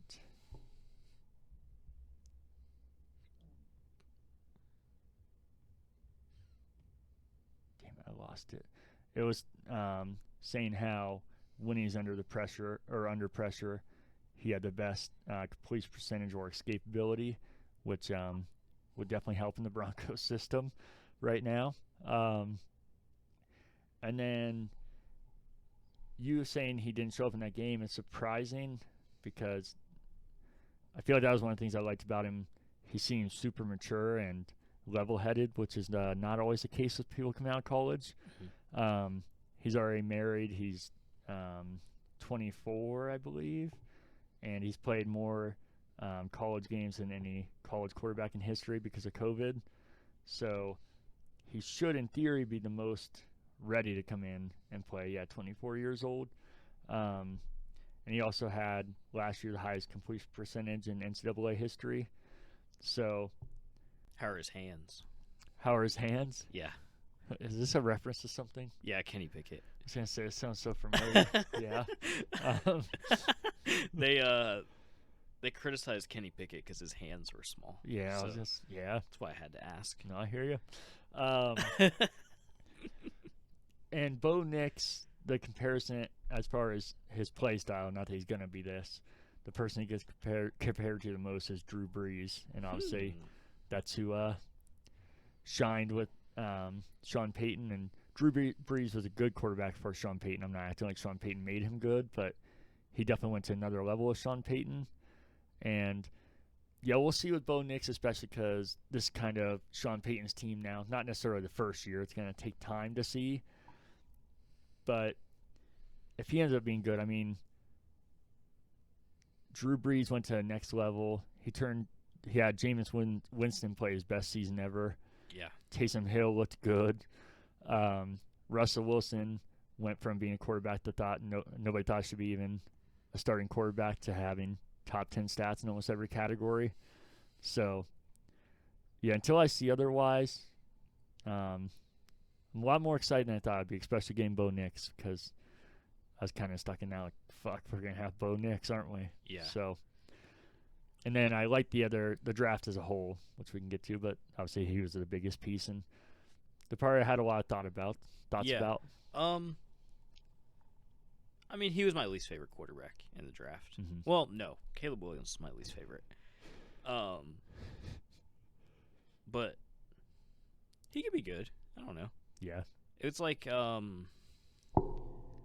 only thing with throwing down the field, I feel like Desmond Ridder couldn't do that, and that's why he's struggling so much at the Falcons. There's other reasons too, but he played in college 4 years and kind of struggled, and everyone was like, "Oh, he's mature" and all this stuff. So I just have concerns with Bo Nix. Yeah. But you never know. Guys can. I just blanked. Exceed expectations is what I was looking for. Yeah, he could surprise me. No, I hear you. I didn't look this stuff up, but I feel like USC pretty much underperformed every year Caleb Williams was there as well as a whole. Oh, yeah, and he's a big whiny baby. Oh, yeah, definitely. And USC sucks, and he sucks. And I think Oregon always finished near the top. Not that that's just all Bo Nix, but every season. I feel like it's weird, like I said, listing those stats. I feel like that combined with the record doesn't seem like one should be not just you, but like I said, as far as broad opinion, one should be an automatic bust and one should be the next Patrick Mahomes. I mean, this is weird. Yeah, that's odd. That's the analysis on that. That's strange to me. I don't even, like, out of all the quarterbacks that I know there were a lot taken. I didn't like all of them. Like, I didn't like a lot of them. Mm-hmm. Michael Penix, there's the injury concerns. McCarthy, I think he'll probably be good. Now it's the Vikings, so we'll see. But who else was drafted? Williams. I think Drake May is going to suck as well. Drake Patriots. May. I hope he does because they don't need another Tom Brady situation. Yeah, Drake. He's irrelevant to me. He played for North Carolina. What did North Carolina do when he was there? I don't think a whole lot, and I think he really struggled last year is why people are concerned about him. Yeah. McCarthy, obviously. But overall, I don't know. I feel like it's an overhyped class. Yeah. But I feel like every year it's overhyped almost. Except the year when it was like Kenny Pickett and Desmond Ridder and like I don't even know who else was in that draft, but that draft sucked for quarterbacks. That was a terrible quarterback draft. Yeah. But Yeah. even like when the Burrow draft with Herbert and Tua and is there another guy? Zach Wilson that year, or was he the year after? I don't think he was that year. I think he was the year after. I think it was the year after. I think it was 2021. Maybe 2022. Just gonna look up that draft that Joe Burrow was in and see the quarterbacks there. 2020 draft. Player selections. Oh my God, Wikipedia's losing it. Has Brett Favre and Justin Herbert. Do you see him? yeah, Oh, Herbert, okay. Tua. Those were the two that I thought of right off the bat because there was this big debate on who the Bengals should get, whether Yeah, they should get it's- Burrow, Tua, or Herbert. That's all I see as far as the early quarterbacks is those three. Yeah, I think they were the three main ones. But yeah, like you never know with quarterbacks. Yeah. Was Lawrence? Lawrence was the 2 years after. He was with Zach Wilson, yeah, because he's like the Yeah. only one that potentially so far has done something. Yeah, and I know we hate him as Buckeye fans, Oh, but yeah. I feel like he's had a decent NFL career so far. Yeah. I feel like Caleb Williams, we should know faster than anybody because like I said, all these quarterbacks are going to take time to really judge it. Oh yeah. But the Bears fucking just loaded him up with an all-star team after immediately getting rid of Justin Fields. I feel like if he is successful, everybody's going, wow, Fields couldn't do it with this team when it's like a tenth of the team that it was. And also, I think it's going to get very clear that if Williams is a bust, because there'll be no real excuses. Like when Justin Fields was there, they loaded him up with pretty much everybody around him to succeed. Yeah. I really hope the Bears suck. I'm with you. I mean, I want them to suck every year. I don't really like the Bears. I don't like the Bears. I'm kind of indifferent. Now I'm rooting against them. Not even just Caleb Williams, but get rid of Justin Fields because he's a bust, but you didn't really give him a chance to not be a bust, and then you load a team because you're your next hot thing. Yeah. I It's mean, like he had no Utah of receivers to NHL. throw to. Running back sucked. Offensive line was terrible. Uh-huh. Defense was maybe okay. It's ridiculous that they're so quick to just be like, bye. And their coach sucks. Matt Eberflus, Mm-hmm. one of the worst coaches in the league. So, And they got rid of fucking Matt Nagy to get him. yeah. So we'll see. Eberflus sucks. And I think they're gonna win 5 games. I hope so. And the Lions are gonna sweep them. I'll continue on with the Broncos, but we're talking about all these quarterbacks. You want to talk about Michael Penix? I don't really have a lot to say about Michael Penix, honestly. Um, With the Falcons is Yeah. what I have to say. They're idiots. And they wasted a draft pick. yeah, I mean, they're kind of playing Madden out there by just getting another quarterback like that. Yeah.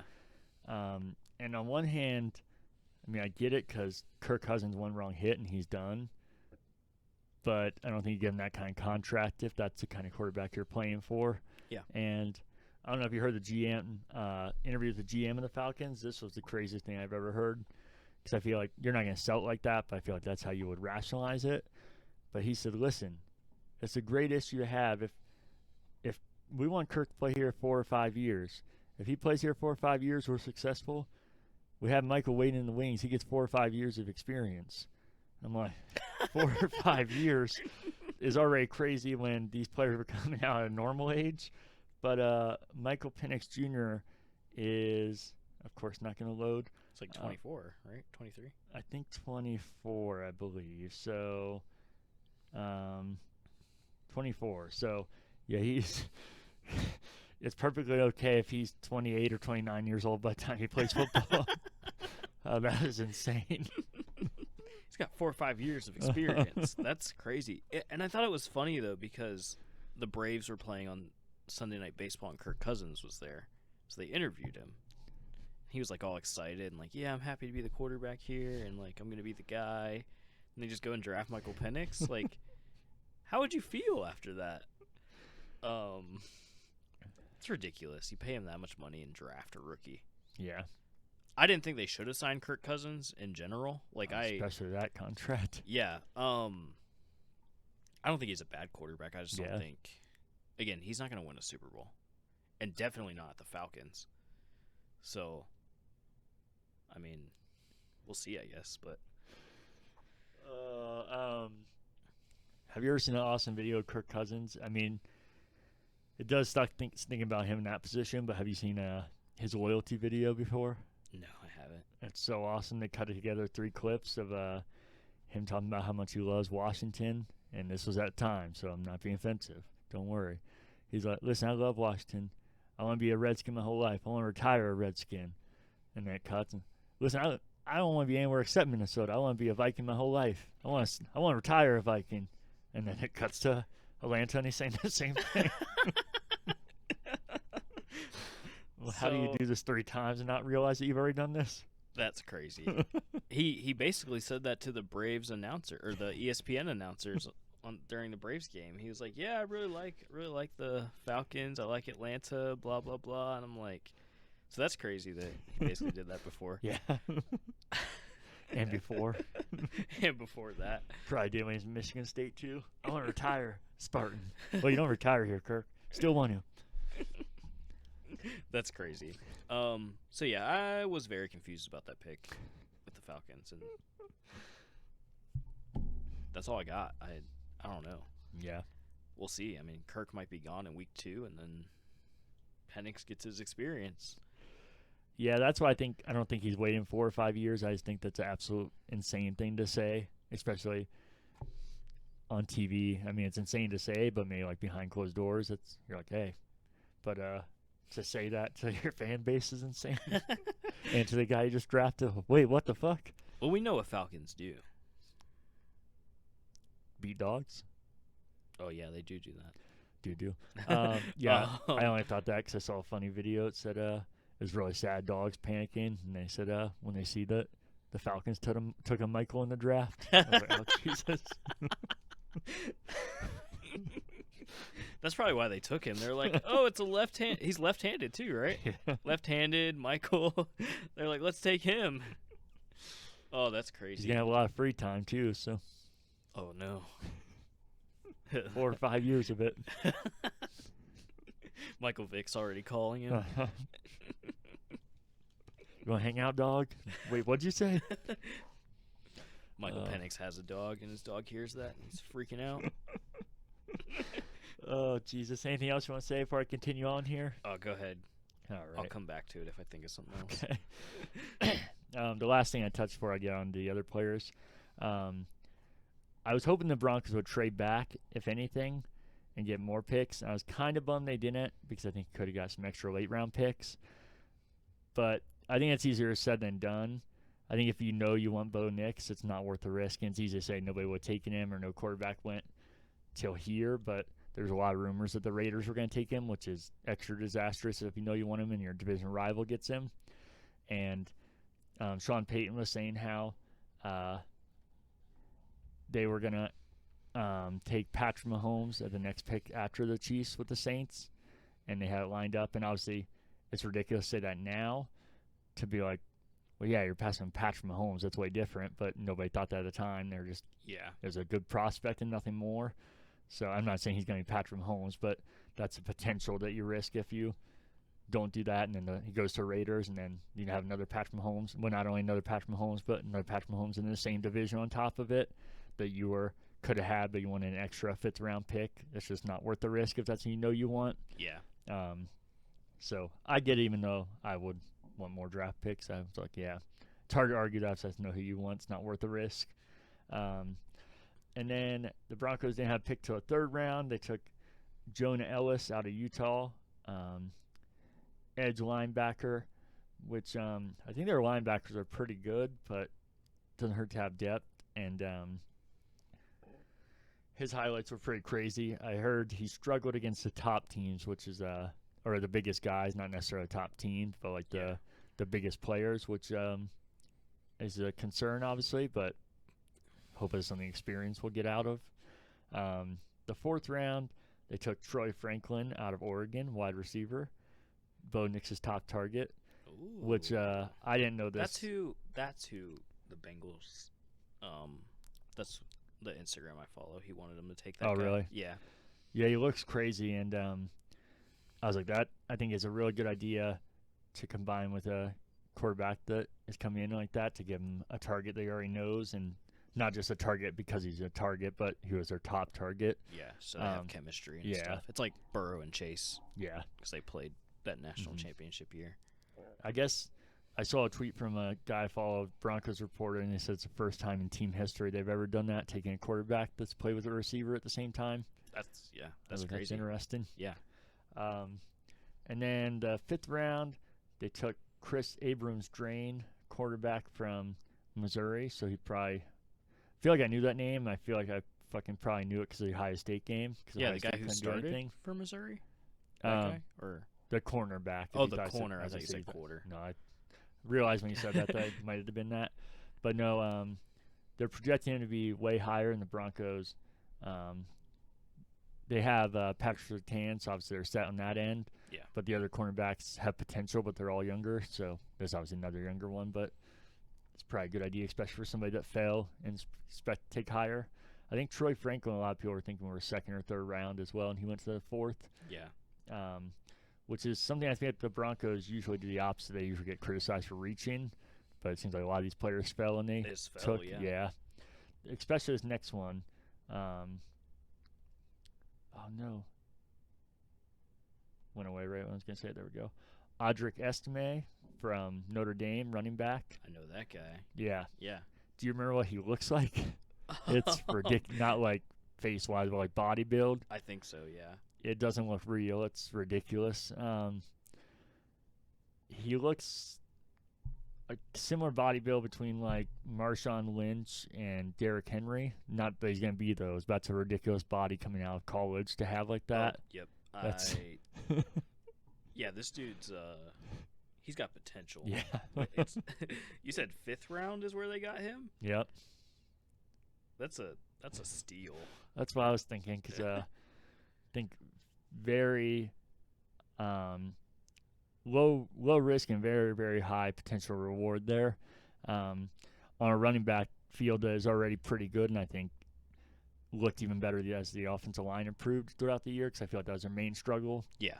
Well, their biggest was that Javonte Williams, I think, was on pace to be a top-tier running back and then had that major injury with the knee. And I feel like the first half of the year he wasn't even playing at all like he was, and then started to get somewhat back to it. I'm hoping it's not the kind of thing where it's lingering. That's his career now. Yeah. So I think he has all the skill in the world. But you have him, you have P. Ryan, McLaughlin looked super promising, undrafted. P. Ryan leaving hurt. Yeah. Hurt me. And then you combine this with Estime. I feel like that's a pretty damn good backfield and gives some insurance if this injury is kind of like a lingering thing or it's just going to affect his whole career. Yeah, and then like there's just guys that you can even split carries and things like that. You don't have to just use one back, which a lot of teams don't even use one back anymore. Yeah. Yeah, no, that's a good pick. Another running back that I thought was crazy that was undrafted was Missouri's running back. What's his name? Cody Schrader. Yeah. He led the SEC in rushing yards, had like a 300-yard game like twice, and he went undrafted to the 49ers. Oh, God. That sucks. So that's a steal, and I guarantee he will be on their roster. He's good. He reminds me of Maurice Jones-Drew, if you remember that great running back for the Jaguars. Pretty sure he killed Ohio State in that game, if I remember right. Yeah, and he's a good back. I didn't watch a ton of Missouri, but once I watched one game, the game that he ran 300 yards, I was like, holy crap, he's good. And then I started watching them a little bit more, and he can play. He's good. Yeah. Then 2 more picks. They have a 6th round pick. Well, they made a lot of different trades, which I'll get to one of them, but I was going to break down every draft swap pick. It's way too confusing. In the 7th round, they took another wide receiver from Utah, Devon Lale. I think I don't know much about him. Some of his highlights look promising. I know he's a late round pick, so it doesn't necessarily mean anything for the wide receiver group as a whole. But Cortland Sutton is still sitting out for contract. And like I said, it's hard to tell if a 7th round pick affects that, but taking 2 receivers in an already decent wide receiver field makes me wonder if there's something happening with that. Yeah. I think Sutton, especially with the inconsistencies they've had at quarterbacks, rotating offense coordinators, He's probably done. Potentially that, but I think it's hard because I think he has all the skill in the world. I think we saw that last year. The catches he was making were fucking insane, and his first couple years he looked like he was going to be a top-tier receiver and then dropped off. Like I said, it's hard to tell. He had a big injury as well, and then all of these inconsistencies. Yeah. That he was Wilson's best target easily. Oh, yeah, last for year. sure. Yeah. And that was the guy Wilson threw the ball to a lot. So yeah, a lot of rumors are that he's going to go to the Steelers. He's going to get traded there, which he obviously, there's a lot of stuff on social media that he's always supporting Russell Wilson. So I do want to keep him because I think he's easily the best receiver on the team still, and the most experienced, which I think is good for these young receivers and seems level-headed. I just wonder about this contract situation because I can see both sides. He knows he's the best receiver. He's getting older. He wants money. But there's rumors that he wants to be paid like a top receiver, and he has that potential. But with how much money the Broncos have spent, like I said, they'd been smart about. That's why they didn't sign many free agents because they shedded so much cap room that Russell Wilson thing is not even really an issue now. But it could become an issue if you get players like that, big contracts. Yeah. Especially if they follow the same route there. So I can see both sides of it that why you wouldn't do that, but I think it would hurt to lose easier your top receiver, especially when, like I said, the market seems like you're going to get like a 5th round pick maybe for it. Yeah, and then if he doesn't want to play for Sean Payton, then you can't keep him because he's going to be a problem. And if he was loyal to Russell Wilson, he might be mad how they handled that situation, and then you just have locker room issues, and you just want to get guys that want to play for Sean Payton, or who Sean Payton wants, because if he doesn't want you, he's going to get rid of you. Yeah. So I could see him staying or leaving. Yeah. It'll be interesting to see, and it's obviously smart, kind of like the Zach Wilson thing, too. If that is the case, you're going to have receivers. That doesn't mean they're going to be him, but potentially hopefully they could, but you at least need receivers if he's not going to be there. Yeah. And I don't know what your expectations for the Broncos are this year, but I would say they're not going to make the playoffs. Yeah. So you can also, if you go 7-10 or whatever, and be just a competitive team, you can let these rookie receivers develop, and then, next draft get another guy and kind of move forward from that. Yeah. Then they finished the draft off by taking center out of South Carolina, Nick Gargiulo. I don't know about him. I'm not going to act like I do, but they lost their top center, so they signed a couple and got him. So I think it's a good idea just to have insurance and different players that could potentially be your center since they lost their top center. He sounds like a fun guy. Yeah. Let's see, anything else here? Oh, the trade they did make that I want to talk about in the draft. They traded a 6th-round pick to the Jets for John Franklin Myers, defensive. Went away there. Defensive end, 5 years.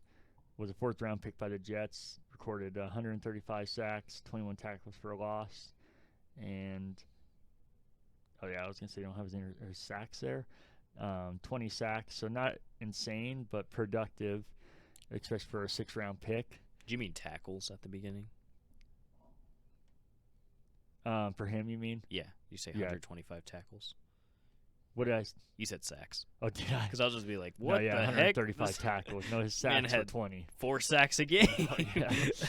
No, his sacks are 20. Yeah, that's why. Okay. And then Broncos restructured his contract, signed him for 2 years. Okay. But 20 sacks isn't bad. How many seasons? He's played. Well, he's 5 years in the league, but he hasn't always played. Yeah. So that's also higher than. 20 sacks. That's 4 per year.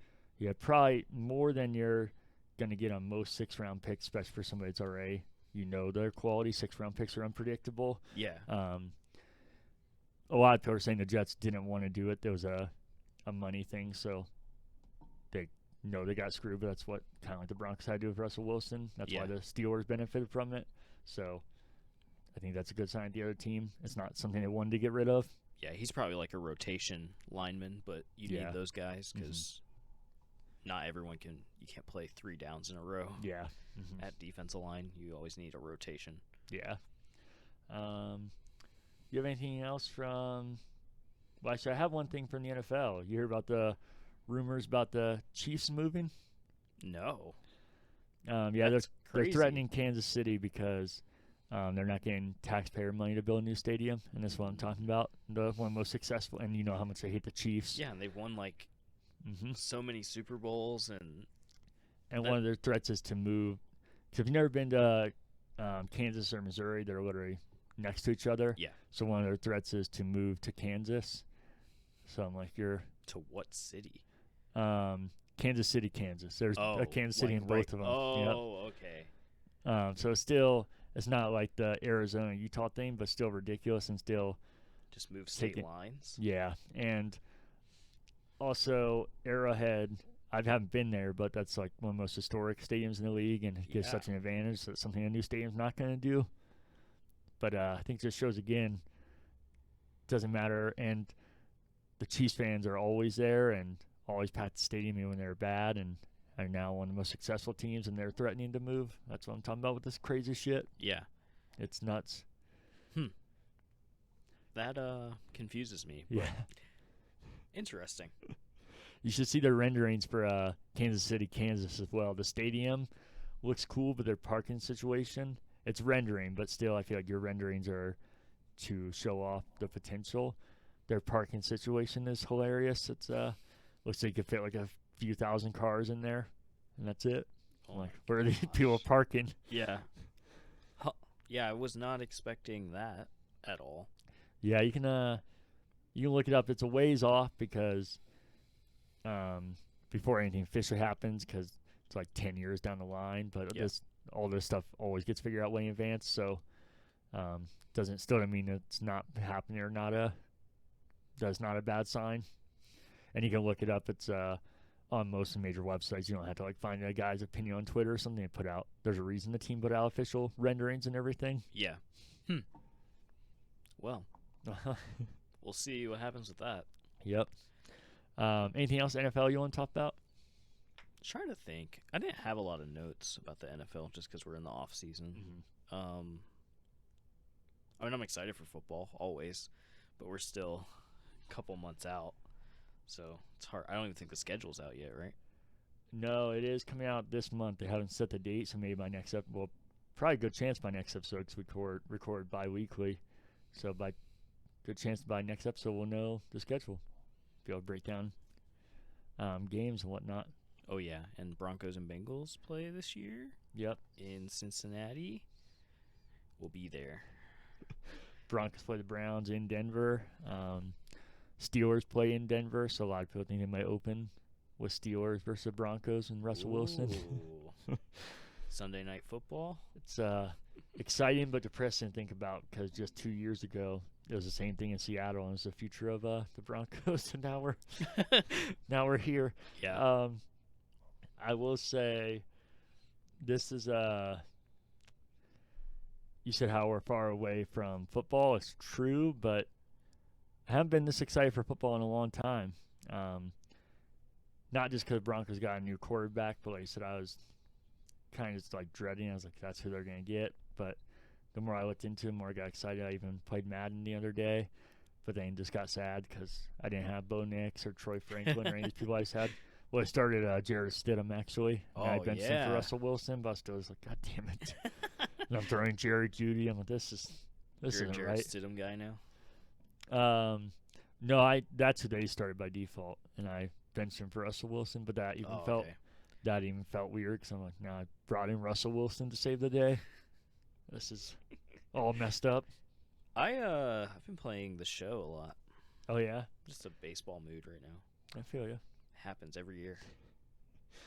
I didn't stick with that game enough to get good at it. I used to play all the time and was good at it, but Oh, when I'm it came terrible. back, it felt like a whole new game. I was like, I don't even know what I'm doing now. I'm so bad. I I can't hit anything. Pitching's fine. Yeah, Hitting is so difficult. I hear you. I just let the computer hit Yeah.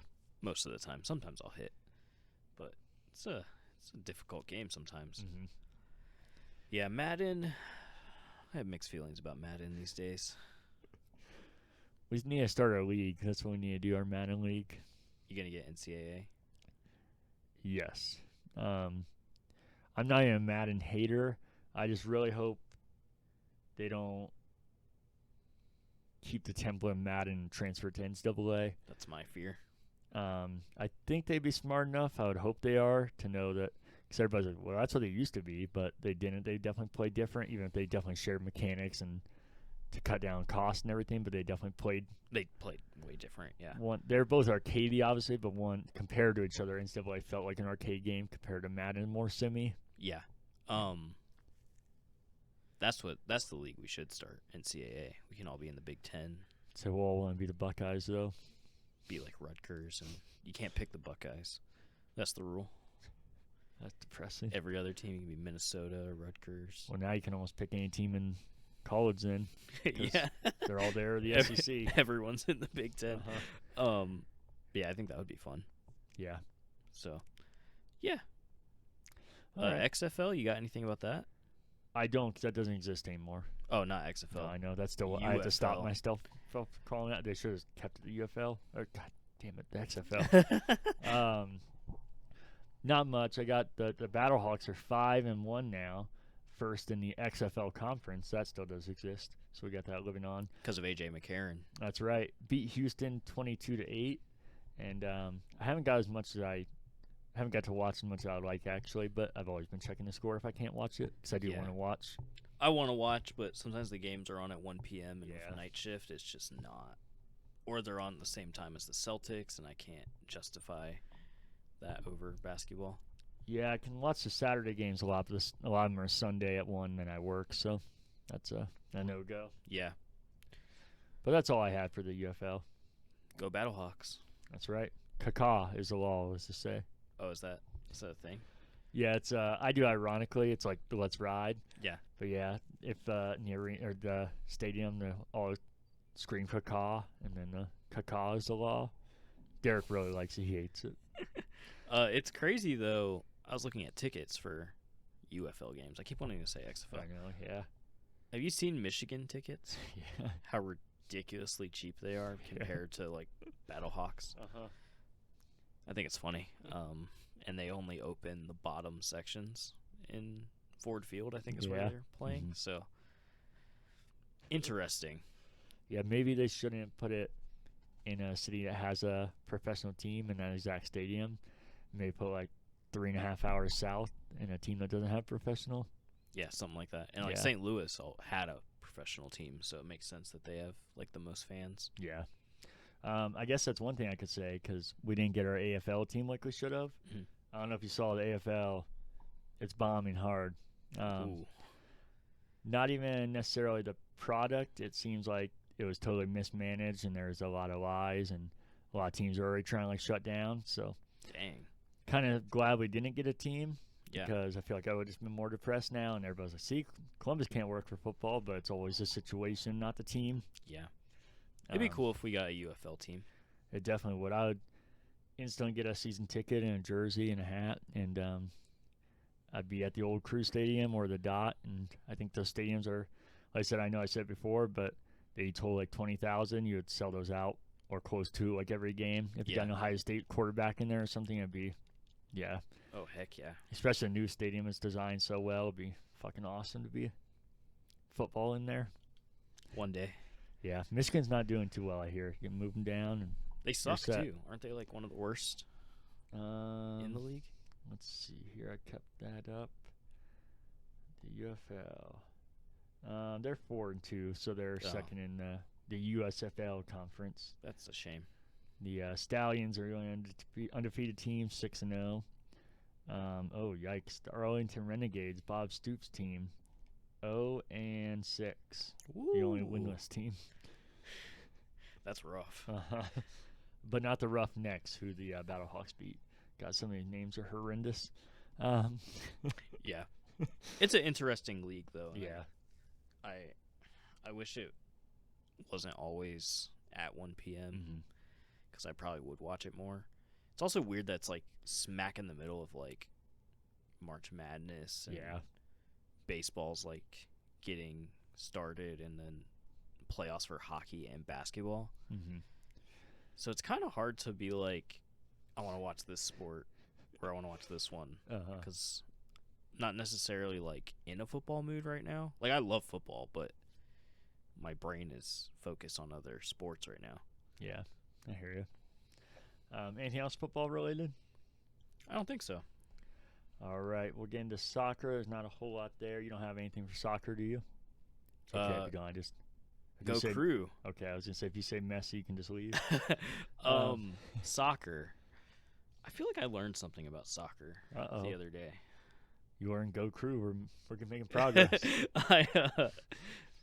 I work with this girl that's from Nepal, and like soccer's like the only thing that they watch, like sports wise. Forget she told me.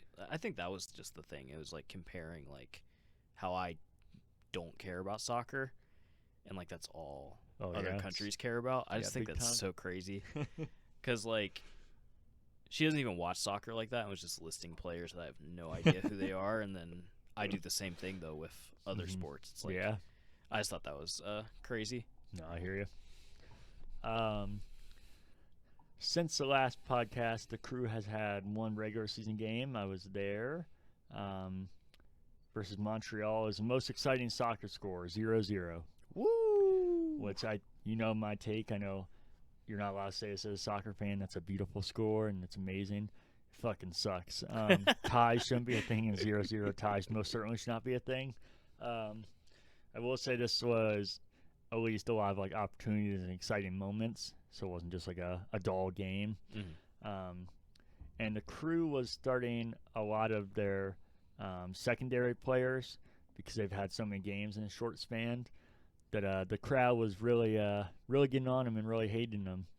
Because they're competing with a first team as almost secondary team and not losing. But Crew fans, a lot of them switch over or have a crossover into Ohio State, and you know how Ohio State fans can be when something not even necessarily going wrong, but isn't going to a T. I experienced that a lot this year. Yeah. That Rutgers game was rough. Some angry Ohio State fans. We suck. Can't beat Rutgers by 40. Stuff like that. So I understand. Yeah, meanwhile, the Crew still sits in a playoff spot and number 5 in the Eastern Conference with 15 points. You get 3 points for a win, a point for a draw, and they played 10 games, and every team above them has played 1 or 2 more games, so they technically aren't like Miami, fucking messy, top of the conference with 24, but the Crew win their next 2, they're 1 win out of first place, so it's a little misleading because they have played less games. Yeah. And the reason they've had a compact regular season schedule, but it's also what's really screwing them over and what other teams haven't had to deal with. It's a good problem to have, but bad for standings. Is there's a tournament that combines all the American teams, like Central America, all the Americas. And the MLS team has never made it to the semifinals until this year. The Crew made it. First time the MLS team has ever done it. And they're two-leg games, so you have to – it's an aggregate score. So, like, the Crew played Monterrey, one of Mexico's top teams, and a team that has won this tournament many times. We beat them 2-1 here, but it's an aggregate score. So it carries into the next game. So the Crew is up 2-1. But the tiebreaker is a away goal. So if Monterrey scored at home, then they still would have won. And the Crew was huge underdogs. Like I said, the MLS team has never made it this far. Monterrey is like the go-to Mexican team to win this tournament. And then Monterrey scored 12 minutes into the game, which is on the road especially. That's a nail in the coffin. So much so you do betting that I was like, I feel like the Crew's gonna win this. And I only put $5 down, and a $5 bet won me $70 because the Crew came back to win it. So that's how big of an underdog they were, and they went on to score the next 3 goals and win it. So That's crazy. won the aggregate score 5-2 for a team that was just supposed to like annihilate them. Yeah. And now they're in the championship of all America's top teams, which is fucking wild. Yeah, that's crazy. Yeah, they're playing in Pachuca, June 1st, Mexico, for the championship. We'll have to drive down. That sounds so dangerous. Let's do it. Think we can get past the wall? I have a passport. We don't have to do that. We could do it just for the adventure, though. By next time we play, the Crew will play one of their biggest games of the year, Cincinnati, which sits at 2 right now. But more importantly, the Crew's biggest rival, they call it Hellas Rio, will be played in Columbus this Saturday, and I'll be there. So fingers crossed. The Crew should be able to play the full lineup as well now in their actual real team. So I think it'll be an actual competitive game and be able to judge it more fairly. So really excited for that. Volleyball. Went to a Fury game, I think once since the last time we talked. They lost, Go sadly. Fury. I watched that game. Yeah. They were on like a 4-game winning streak, but they've lost their last 2 now. They sit at 8-13, which puts them at 5 in the league. There's 7 teams right now. They had to finish in the top 4. They're 8-13. San Diego, number 4 team, is 10-11. How many games are left? There's 3 left, so it's going to be tough. But the part that makes it realistic, but they're going to have to play well, is 2 of those games is against San Diego. So, yeah, if the Fury win out, they automatically get in.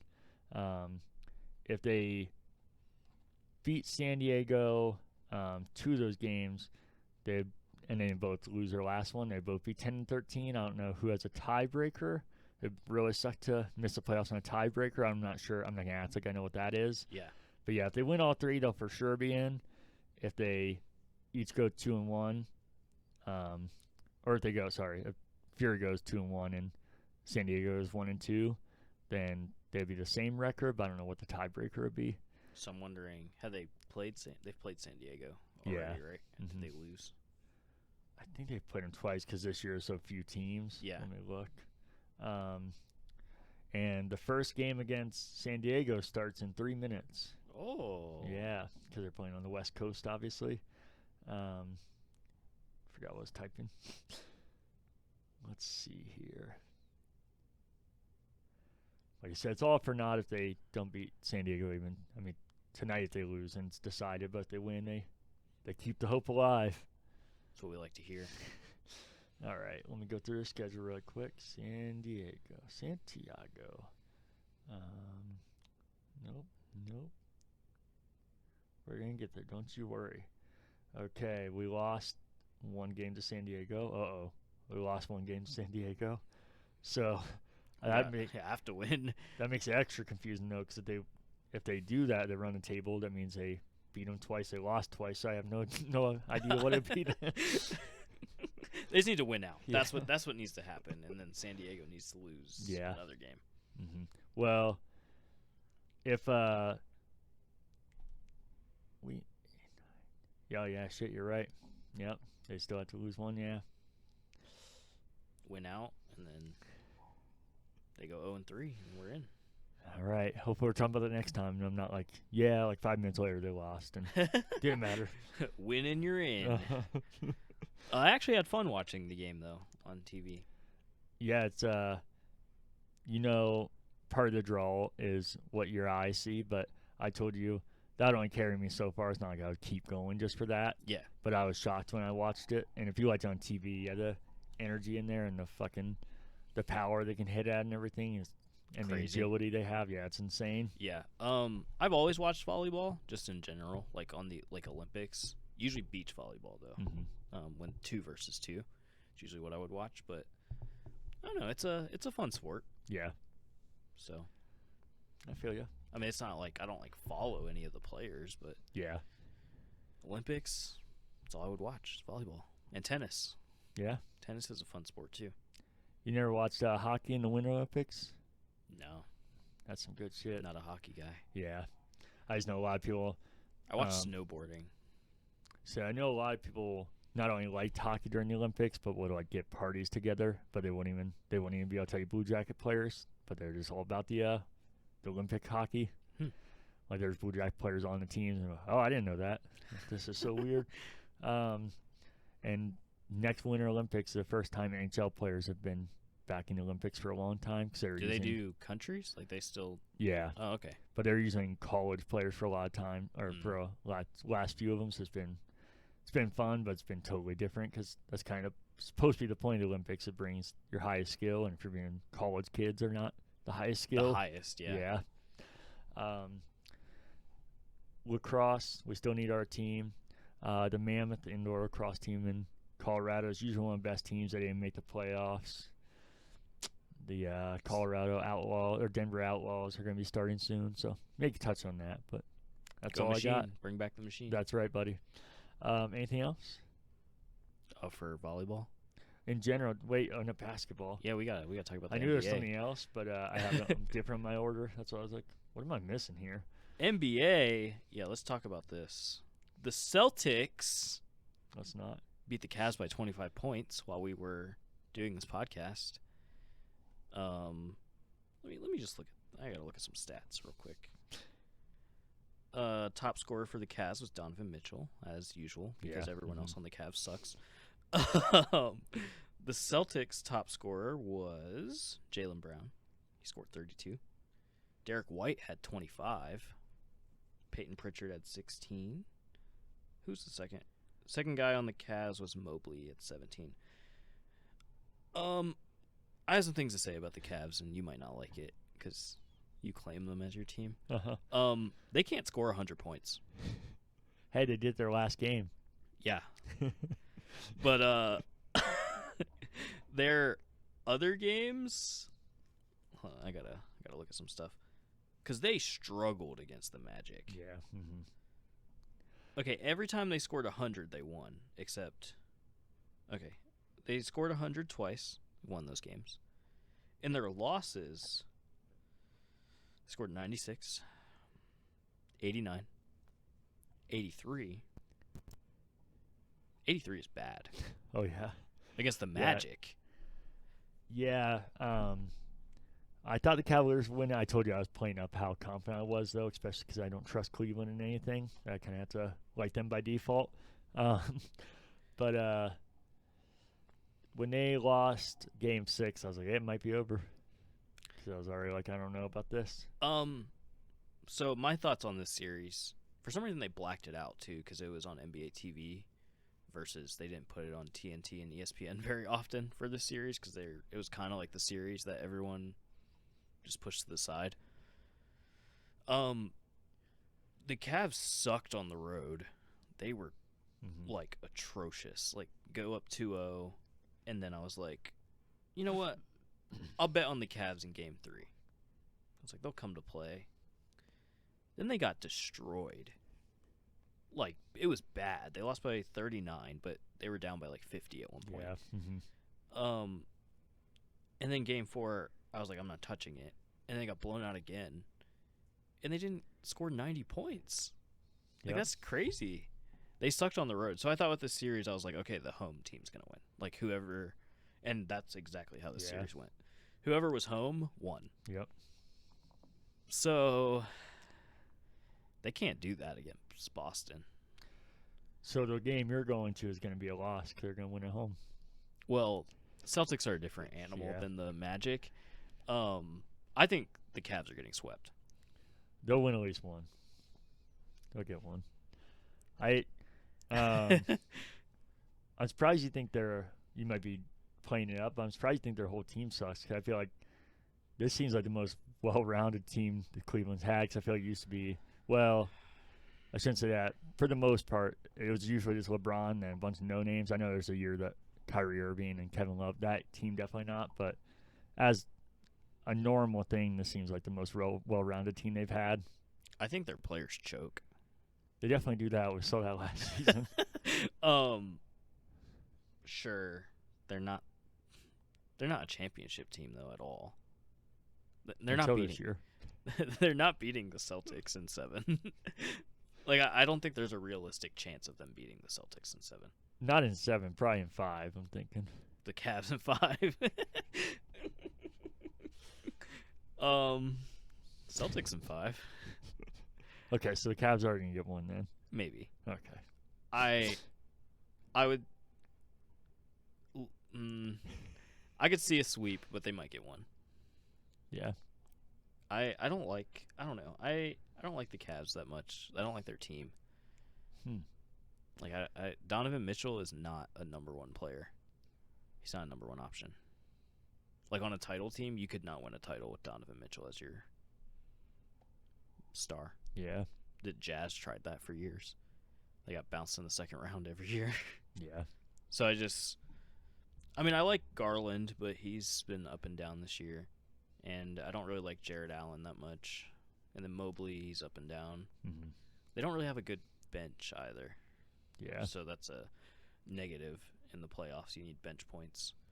And like some of their games, like Mitchell's scoring 50 and then the next highest guy's like 10. Yeah. Like that you can't win with one guy scoring 50. So I don't know. That used to be the only way they won, actually. LeBron. Yeah. I think LeBron's a little bit different than Donovan Mitchell. Oh no, it's sad. That's what it used to be. Yeah. It's like Mitchell scored 33 tonight and they still lost, but it's because the Celtics had 3 guys score in 4 guys. Wait. 5 guys in double figures. Burgers and fries. And then 2 guys scored above 20. So I don't think the Cavs have 2 guys that can score 20. You mean consistently? This series? Yeah, consistently. Like maybe one game there'll be 2 guys that score 20, but I don't think they can do it consistently. And the Celtics have 5 guys that can score 20 in one game. So they're just outmatched in every way, especially in Boston. So even if, Cleveland wins all their games at home, game 7 would be in Boston. The Cavs suck on the road for some reason. I don't know what it is, but they're just it's bad. Yeah. And I think they have to score 100 points or more every game to beat the Celtics, because the Celtics are going to score 115 plus on the Cavs. So that's my take on that series. Quick updates like you did then. The Reds lost 6-2. The Hurricanes are going 3-3 to overtime right now with the Rangers. And the Avalanche are 0-0 against the Stars. And the Orioles lost 3-0 to the Nationals. Oh, hell yeah. As soon as I become a fan, they suck. Anything else you want to talk about? Oh, I got a bunch of NBA stuff. Oh, okay. So, no, feel free. I'm going to kind of summarize the last round. Celtics won, of course. They won 4-1. Cavs won in 7. Yeah. The Knicks beat the Sixers 4-2. Yep. Knicks are really fun to watch, even though I shouldn't like the Knicks at all because they're a division rival. But Jalen Brunson is good at basketball. He scored 40 points in the last 4 games. And there's just something about the Knicks team. They're, like, tough. They have Tom Thibodeau as their coach. I don't know if you know who that is. Yeah. Coached the Bulls back when Derrick Rose played. And they just have, like, this toughness about them. Like, if they get punched in the mouth during the game, they just punch right back. Like, they were down by 9 against the Pacers, I think, and then they came back. All were super calm. So they're kind of scary. I don't think they could beat the Celtics, actually. And I say that because I think the Celtics are soft. It's my one negative about the Celtics. Yeah. But, Knicks won. So it's Knicks and Pacers. Pacers beat the Bucks, which is crazy. Yeah. But the Bucks didn't have Giannis the entire series, and then Damian Lillard got hurt.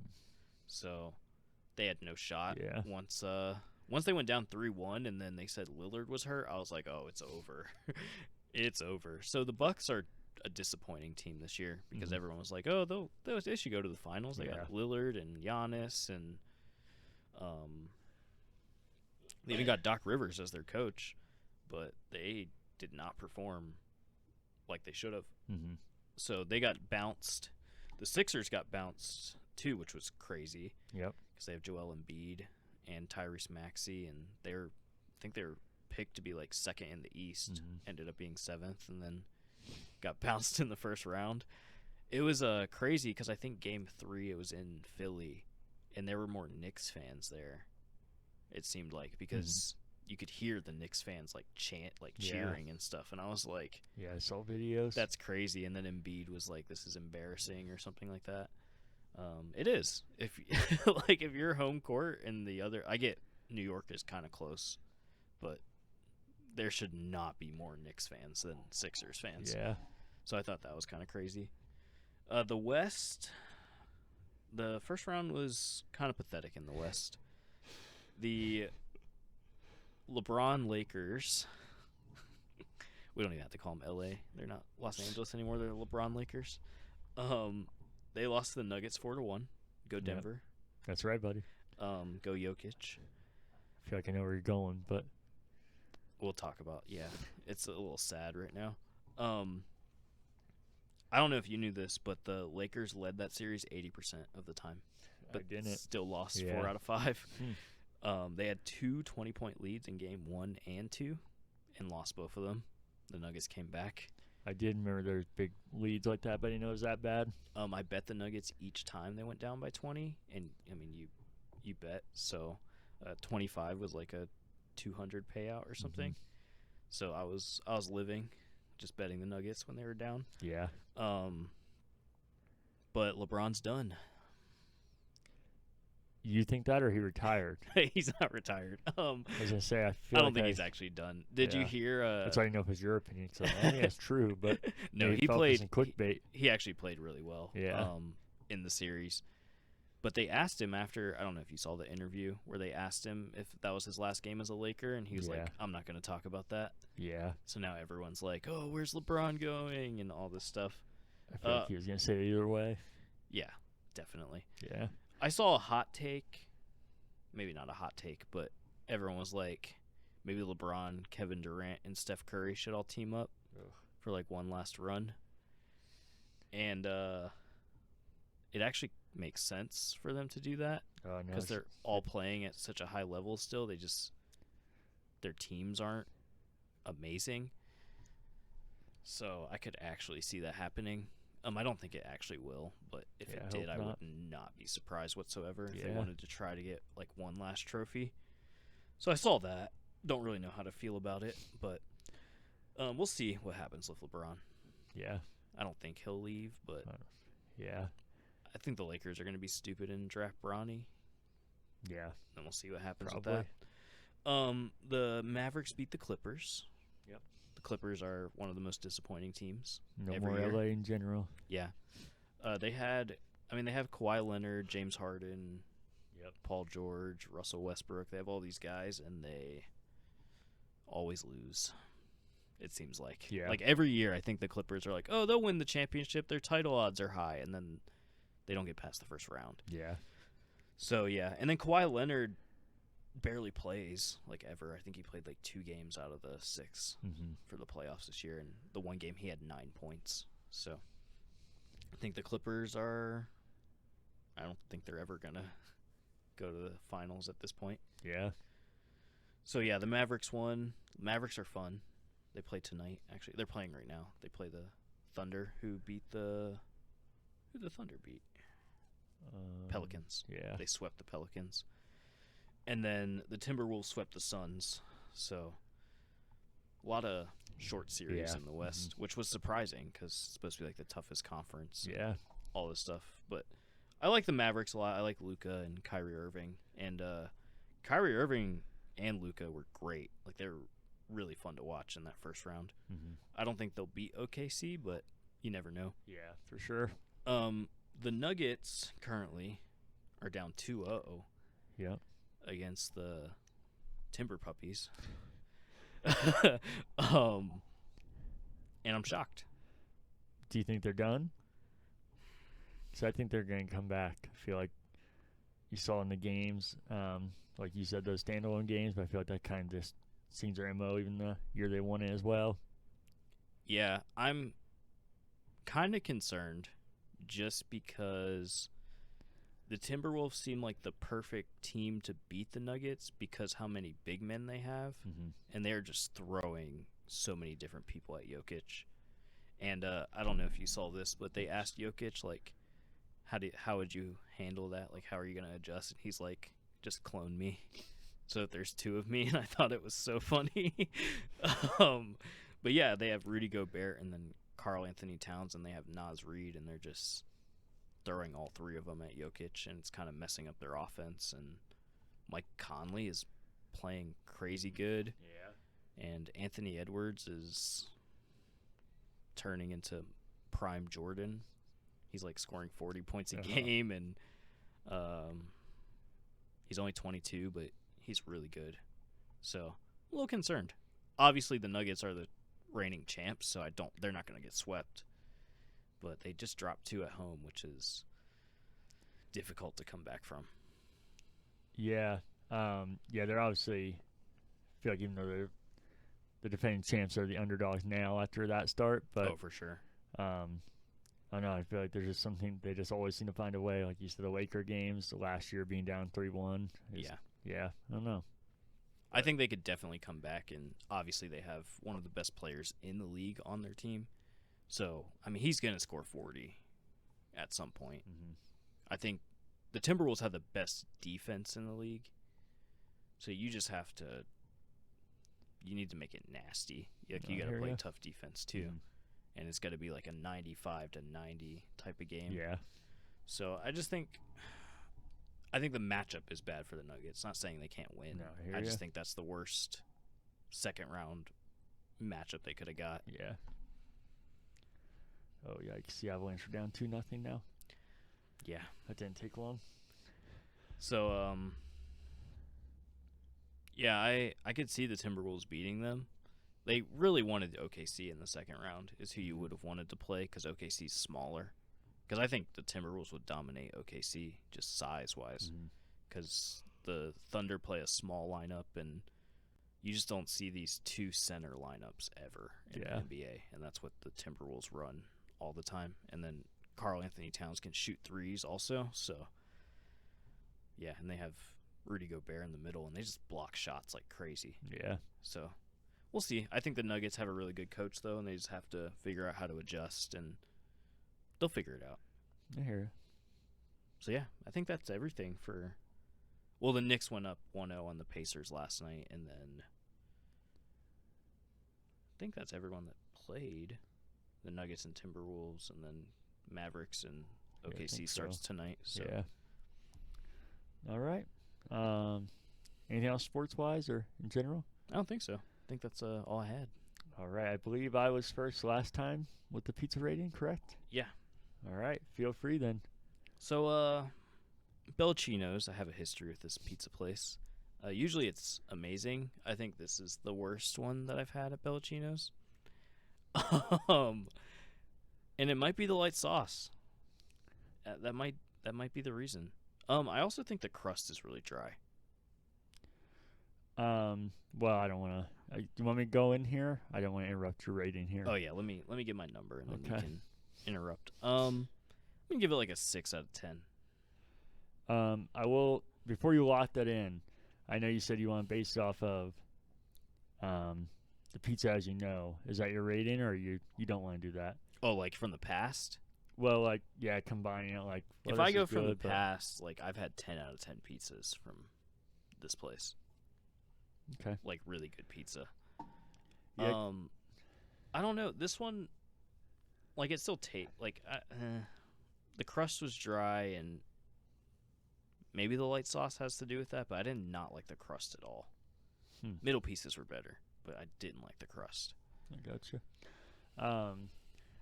Yeah, I feel like for the places we've tried, I can break down how this pizza is. But as far as the pizza that we're eating, how it is. But as far as my rating, I'll try and rate it from what I know it as. Because I feel like that's more fair if I already know the pizza for somewhere new, obviously. Kind of just a lucky to draw. If it's a bad one, then we maybe got it. I feel like that's what I did last time because even I thought it was too light sauce. We're catching a bad trend here because I always get light sauce, and it's some places do it light sometimes, but it's not normal, like too light. But we've gotten 2 in a row because, that's why I said as soon as I opened this pizza, I was like, oh, man, it went real light with it. The middle piece, like you said, it seemed to be more, but That's another thing. It wasn't like evenly divided even. I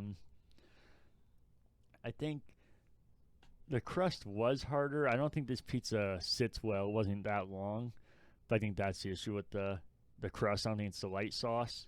Mm-hmm. I think it's that seemed to not sit well even for a short period of time, because I usually eat it there and it's way better. And I always get light sauce and it's not usually like that. So I think they put less on it. I won't even, with my rating, it'll be the general pizza, like my overall rating from how I normally get them, not the best I had, not the worst I had, what they tend to do. I would say for me, a Bellacino is normally it's like an 8.5. Yeah. They are usually pretty consistent. They're not a place that I've gotten bad ones from often or even inconsistent. And I think it's a really good pizza. So I'd say 8.5. Okay, so let me change. This one's a 6 for me. Okay. But I would probably say 8, like Okay. normally. Like that's like their standard is 8. Mm-hmm. 8 to 9 can fluctuate. So 8's what I'll lock in. Okay. 8 and 8.5. Yeah, it's good pizza. Yeah. Their sandwiches are also really good. That's what I've heard. I'm not that guy, but yeah. Their steak grinder, it's a really good sandwich. They have a bacon chicken one that's fantastic. Even the turkey one's pretty good. So They also have some of the best cinnamon bread I've ever had. Oh, I don't know yeah, if you the had cinnamon that. bread. Yeah. their fries are good too, surprisingly. Yeah, they got Hmm. some good French fries. Cheesy bread too. It's pretty good. Okay. So their other menu options are also pretty solid. Yeah. So it's just a nice place. It's a little expensive. It's gone up in price, obviously, because of inflation Yeah. and the economy sucks. So Yeah. I got you. Anything else? I don't think so. I think that's it. All right. Well, I can't say until next week, but until hopefully the week after next. And then don't forget to like, share, and subscribe. There we go. That's what you got to do.